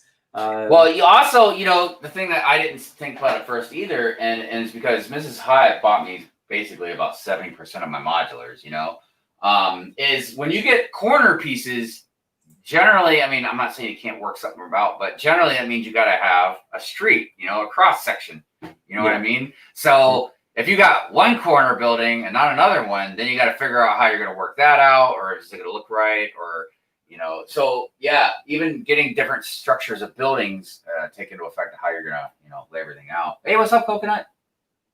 We got this. It's like the return of the 2x2 gang. It is, folks. Oh, look, there's Land of Sweet. Hello, Land of Sweet. Hey, Land of Sweet. How you doing? She was in last night's chat. Oh, it was funny. It was good. I think actually Land of Sweet's going to be on London Calling next Friday, folks. She will be. So I'm looking forward to that. It's going to be good fun. Sai's going to be there, of course. Well, at least, are you going to be there, Sai? Sorry, mate. I haven't asked you yet. I'm presuming. I am. And Tech's in the house as well. That's good. Good stuff, Sai. Good stuff, Sai. It's like, honestly, folks, I love having my wingmen. I've got Sai one side, Solo the other. Tech's in the house as well, folks. Hopefully, he might be in London Calling next week. Let me know if you fancy that, Tech. I never. As much as I know, I have regular people on London Calling, folks. I never take anyone for granted. I really don't. I just love and appreciate them being there, and I don't know, really, being part of the journey of what is this wibbly wobbly world of Lego. Land of Sweet, she's doing great at the moment. Actually, Solo Brick Builder, it's a very good question for you, my friend. And I think we're kicking off 2x2 around 6 o'clock. Tonight, aren't we? Could you please confirm? Because that folks will be when the stream kind of comes to Because I'm gonna need a few minutes break before we. Yeah, maybe in we'll the transition. Yeah. We'll transit. That's one way of putting it. Yeah, no, we'll. Yeah, I'm gonna transition, folks. I might even change my shirt. Comes out next week. I might. I'll tell you what I'm gonna probably do, folks. I'm gonna change my top. Maybe I'll go for a yellow top. I think Land of Sweet Light thought my yellow top was rather bright and fetching. Or maybe not, I don't know. And then I'll change the colours in the background, and that'll be my transition over. What else we got going on there? He says, Tech Productions. He says, yeah, I'll be there, Greg, until Land of Sweet scares me off. Yeah, that's. I love the chemistry between you two. It makes me laugh. It really does. It's kind of like a BFAB and Sans thing. It really is. Without the language, of course. Yeah, Solo Brick Builder says, yeah, we're kicking off at 6. So we'll probably bring the stream to an end in about 15 minutes. So we'll have 15 minutes transition time, get into our 2x2 gear. Si, does that work for you? 15 more minutes? Is that cool? Yeah, it's cool, man. Loving it. Good stuff. And yeah, Coconut. Coconut's just messaged me saying we're starting at 1 p.m. EST time, which is, of course, 6 p.m. UK time. I just got to think of that. And this week it's going to be crazy, is with the time changing. I've got to take that into account, actually. So when I do London Calling next week, even though it kicks off at 7:30 UK time, it'll be kicking off at 3:30 EST USA time. Woo, gonna have to remember that for this week, Si. That's going to be a weird one. Yeah, that is different. Land of Sweet, the lovely Land of Sweet. Hey, did you get all your dum-dums eaten last night? Because I tell you what, that was a big old bag of dum-dums. It's like a Sainsbury's bag full of them. It was, Si. Did you see that? I did, yeah. What's up, dude? Imagine all the ease in that. Blimey, you'd be crawling off the wall. It'd be crazy. I wouldn't be that slept for like a week after that stuff. You should go back. You should go back and read the chat in London Calling from yesterday. Around that time, it was mental. Yeah, I think it was mental as well with the amount of people that were around last night as well. There was loads of people. There's up to about 420 views. That one. That was a very cool one. But no, that was good. It was just lovely. Great to have you people out there, and so many of you that are in today. Was here last night as well. So you know, I'm absolutely 100% blessed with you all being here. I am, folks. I really am. Now, the wonderful Jar of Bricks. He knows a thing or two, folks. He really does. You should check out his channel. He says, I think you have idea of what you want with the corner garage. Sounds like it would be good. But to be honest, once you start building, you start to see the other character of the city. Yeah, that's good, actually. Good point. Good point. And I do want there to be hints of London in there. Maybe one day I'll create a mock of London Bridge, of which that is London Bridge. And I tell you what, folks, I really need to get round to rebranding London Bridge. I've got the logo and everything. I just, for some reason, I've just never got round to kind of just sticking it around places and stuff like that. I'd have to even change the logo for this particular stream, the Transatlantic live stream. But well, it's easy enough to do. I'll just get Si O'Connor to do it in Word or something like that in Paint. That'd be fun. So for anyone who's just tuned in, actually, Si, show us off your Halloween avatar. There you go, folks. Look at that. I do actually quite like. Do you know, in a funny way, Si, it does actually go because you got the round, you got the circle going around it, and that kind of fills up. It kind of fills up the kind of white area as well. It works really well. It's just the zombie businessman minifigure head. I'm going to make sure I got it with no hair in it because obviously, you know, I've luscious hair. Yeah. Baldy locks. Yeah. Do you know what, Si? It completely suits you, mate. That's the thing. 10 years from now, I'll be lucky if I've got a head of hair on me at all. I mean, look, it's all wiry today, folks. Look at that. I can't believe I'm as old as I am. I've still got some hair. Unbelievable. But anyway, I had a haircut tonight. Does anyone know I've had a haircut? I did. This isn't natural. Cheers, mate. I went to High Barnet. What have we got going on? Snap to Grid Bricks. You say Minecraft site. What does that mean, Minecraft? What does he mean by that? Don't know. Like it's very blocky. Oh yes, of course. I mean, I don't know. Maybe I haven't paid attention. That was not the intention, but yeah, maybe it is because it's blocky. I was just lazy, snap 2 grid bricks, and I had asked Generic Stud if he could make a Halloween profile thing for me, but his tablet is broken, so he wasn't able to do it in time. I got him to do one for me. I don't know if I've got it here though. Oh, you guys will see it this week in the stuff that comes out. In fact, I tell you what, folks, if you want to see what my my ghoulish one looks like, check out it's a review actually. It was a review of Frankenstein, the Brickhead's Frankenstein. Kind of cool. I didn't actually. I really like it. It's the new one guy from the Universal Monsters. Oh, okay. Oh, it's really cool. It is. I'm not even. I quite like Brickheads, but there we go. Here he is. Yeah, he's awesome. Oh yeah, Frankie. Did I see somebody made a mock of the table, whatever that he sits on or lays on, like when he, lifts like up his body? Oh yeah, I swear I saw that. It's alive. It's alive. Got big energy. He's like a T-foul man. But yeah, no, he's cool. I like him a lot. I think they did a really good job of him, especially the fact he's in kind of monochrome, different shades of grey. But yeah, no, it's cool. Let me know out there as well. Do you guys like the Brickheads? What do you think of him? And I've done the Nutcracker. So if you want to see my Christmas profile of my minifigure, look at the Nutcracker review that I did. Actually, that was a review. That was a speed build. If you want to see my my Halloween one, check him out. Because what I did, so I did exactly what you did. I asked Generic Stud to do it for me. I asked him to do it for me about 6 months ago. So yeah, I was like, I was thinking ahead, folks, and yeah. So basically, he kind of redressed my minifigure, which was kind of cool. My Christmas one is just going to be this with Santa head stuck on top of it. So don't get too excited. You've been taking lessons from Solo Brick Builder. You have, blimey. You want to see some wild and wacky thumbnails? Blimey, check him out. You know what? He would have done a better job than me. I don't know. No, it's cool. I love it. Honestly, you want to see some funny thumbnails, folks? Check out Solo Brick Builder. His stuff cracks me up. But no, it's cool. Snaps Good Bricks. He said yes. And Raymond D says, "Gotta go, guys. See you all soon." YouTube. Take care, mate. Bye, Ray. We'll be winding down ourselves in about 7 or 8 minutes or so. Honestly, this is such good fun. I love the Transatlantic live stream. Hope you folks do out there as well. It's just a good excuse for a Yank and a Brit to get together, to be honest. Yep.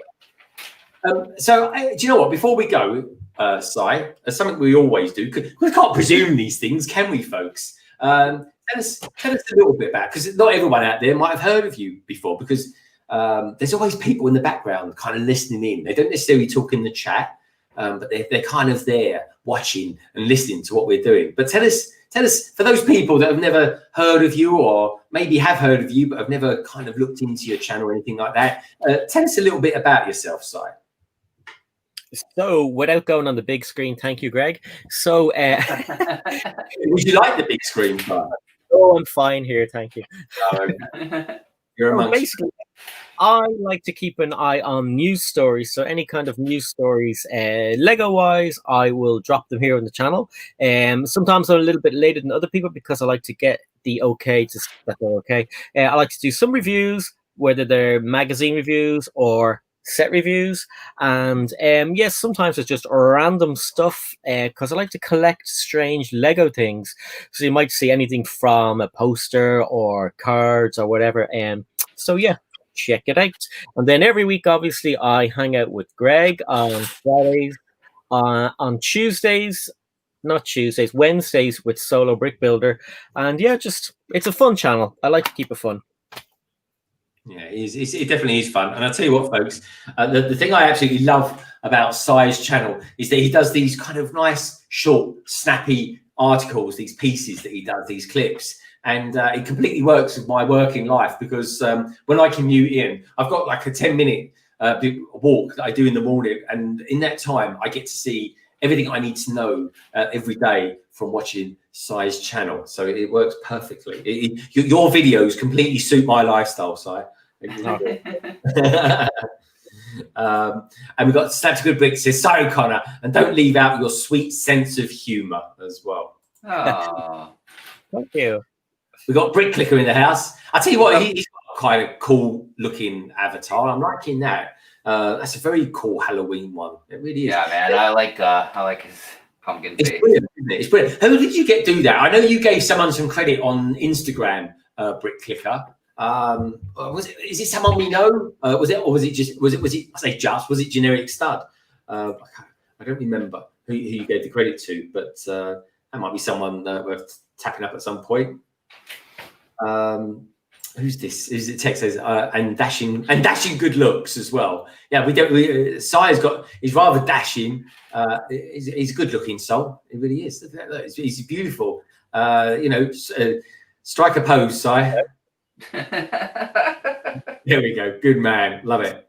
Oh, hello. That's a titanium J52. Well, that is. I like it. He goes, hello. I know. I love that. Titanium J52 all over. And he dropped a bomb last night. He's actually going to be doing a stream or a channel with his mum. Really? Yeah, that's what we said. It was like, oh, hold on a minute. Where did this come from? Is it still a Lego channel? Yeah. It's like, where did this? Like, literally pulled it out of the hat at the end as we were winding down. It was like, what? Wow. Yeah, that's gonna be kind of cool. That's to do. I love. Here's a question. Sai, have you ever wanted to do? Be careful how you answer this as well. Have you ever wanted or considered doing videos with your wife? She's not as into Lego as I am. It would be cool and all that stuff, but she's not as into it as I am. I like to do it by myself. Saying that out loud now, I see what you said about be careful what you say. It's too late. Too late. It's too late. But no, I like to build Lego on my own. So like even with the kids, I'll build with Nullig now and then. But I prefer to do it by myself. I like my own. I got into Lego to kind of be with my own thoughts and just kind of to unwind. And I get wound up quite easily. You'd be all surprised to know. So I'd be like, no, give me that and get this, and it wouldn't work. It wouldn't work. Yeah, I love it to death, but I don't think we could build Lego together. Not as well as Chris and Steph do it now. To be honest, they do it well.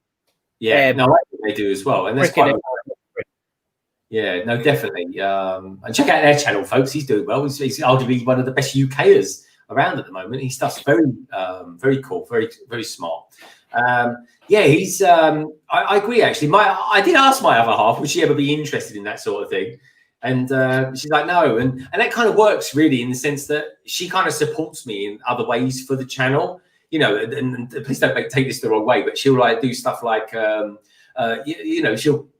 do if I'm streaming London Calling, then she'll do dinner and stuff like that for me and stuff like that while I'm kind of preparing everything. So she kind of externally supports me in a kind of way for it. So she's a big part of the channel, folks. She's not sort of front of house, if you like. My wife Lorraine is exactly the same, Greg.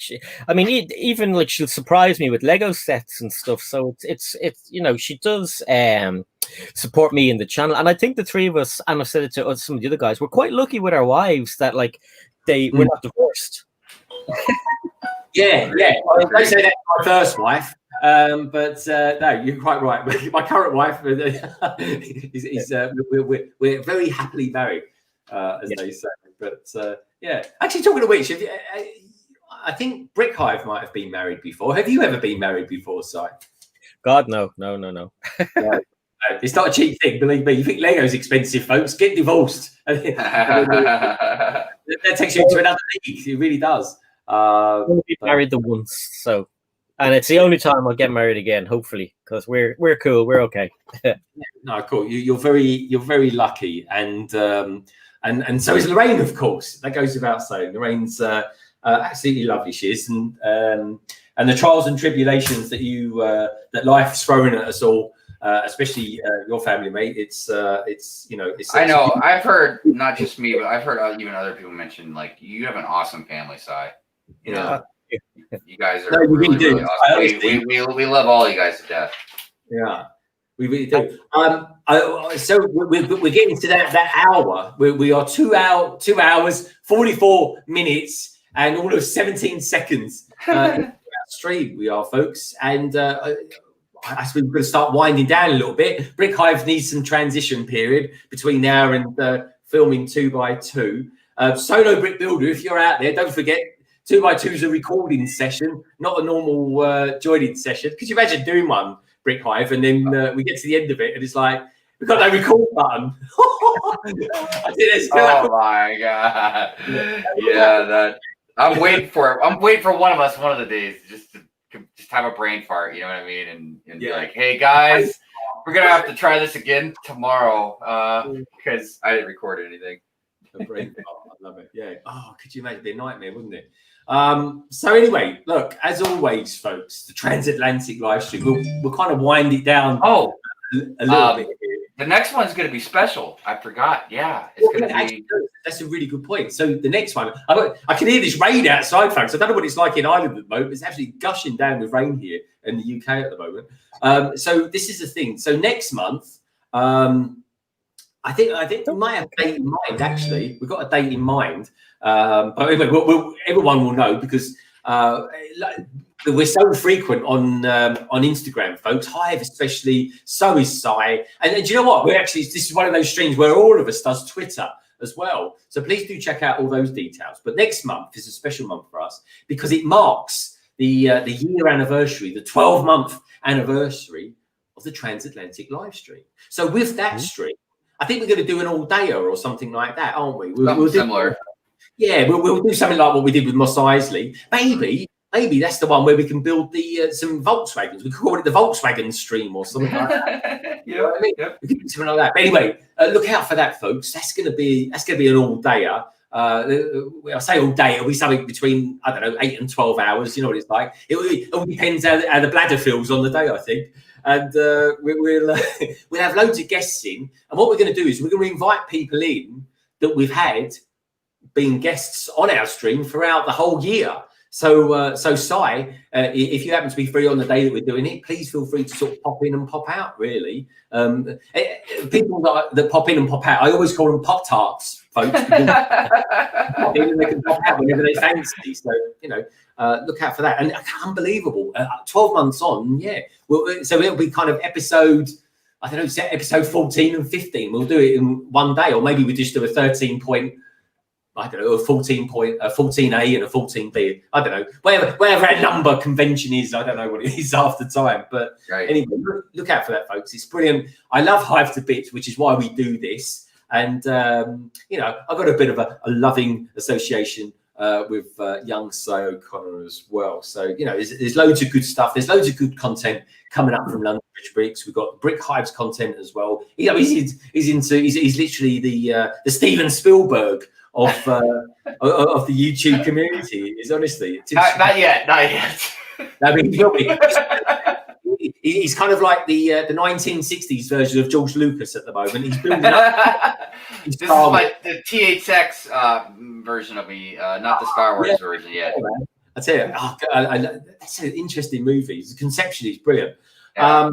But yeah, folks, so I'll start winding it down a little bit. Brick Hive, do you want to give us a quick lowdown on what's coming up from you in the next week or two? Yeah, sure. I got 3 specific videos that'll be coming out within the week. I recorded 2 of them and then something happened and I lost it, so I had to re-record them. But I got a speed 3D pumpkin carving video coming out pretty soon. I've got another long haul video. And I'll have another shout out and a speed build video. The stop motion stuff's going to be a good solid, probably a few weeks. I'm waiting for my new laptop to come in. There's stuff I have to film and blah, blah, blah, blah, blah. So, But yeah, I mean, other than that, I'll be a streaming demon, I'm sure, Yeah. randomly. And then, of course, Good Morning Brick Road every Sunday morning. So, yeah. No, that's cool, man. We'll look out for those folks. Even if you're UK based, check out your YouTube first thing in the morning. The chances are Brick Hive will be on there doing it all night or something like that. So, Cy O'Connor, my friend, what have you got coming up in the next week or two? For the next week, the run up to Halloween, every day I'm going to have a spooky Halloween set. I'm going to review it and throw it out there. I've got a lot of them, so why not build them and put them out on Halloween? And then there'll be news stories during the week and stuff. And so keep tuned. Oh yeah, I forgot to mention I do have a Halloween stream coming up on Halloween, and you can win prizes if you'd like to try and win something. Yeah, no, that's cool, mate. That's cool. Look out for that, folks. So coming up from London Bridge Bricks. Next, this coming week, actually, there's going to be a popping poly bag. There's going to be a speed build, and of course, there'll probably be a review tucked in there as well, and a Lego haul, actually, which will be full of magic and monsters as well. And then on Friday, of course, 7:30 UK time, which will be 3:30 EST USA time, because the clock's changed tomorrow night, folks. Don't forget that. There will be, of course, London Calling. And following up, as is the Halloween season this year, I'll be doing a Halloween stream for a few hours on Saturday as well. And I'm sure everyone's going to be kind of popping in and popping out of all sorts of streams on that day. There's going to be loads of good stuff going on. There really will be. So yeah, as always, folks, please do check out everyone who's in this wonderful panel today, of course, Brick Hive and Cy O'Connor. And I just want to say thanks to everybody out there, all you wonderful people out there in the chat. A Tease for Life, she was out there first of all. We've got Will Harper, Juan Gabriel Sereno, Lewis 2x4. That was good fun having you here. Called Static with Bricks. We've got Land of Sweet as well. She's out there. She's going to be on London Calling next week. Tech Productions, the wonderful Tech Productions. Do check out his channel as well, folks. Larry Legoland as well. The Brick Clicker was out there as well. Dujude, and of course, the ever-present, the wonderful Mr. Berry as well. So as always, folks, keep your hands clean, keep calm, keep building. And Lego is a wonderful thing. And each and every one of you lot are too. Thanks as always. And we will see you very soon.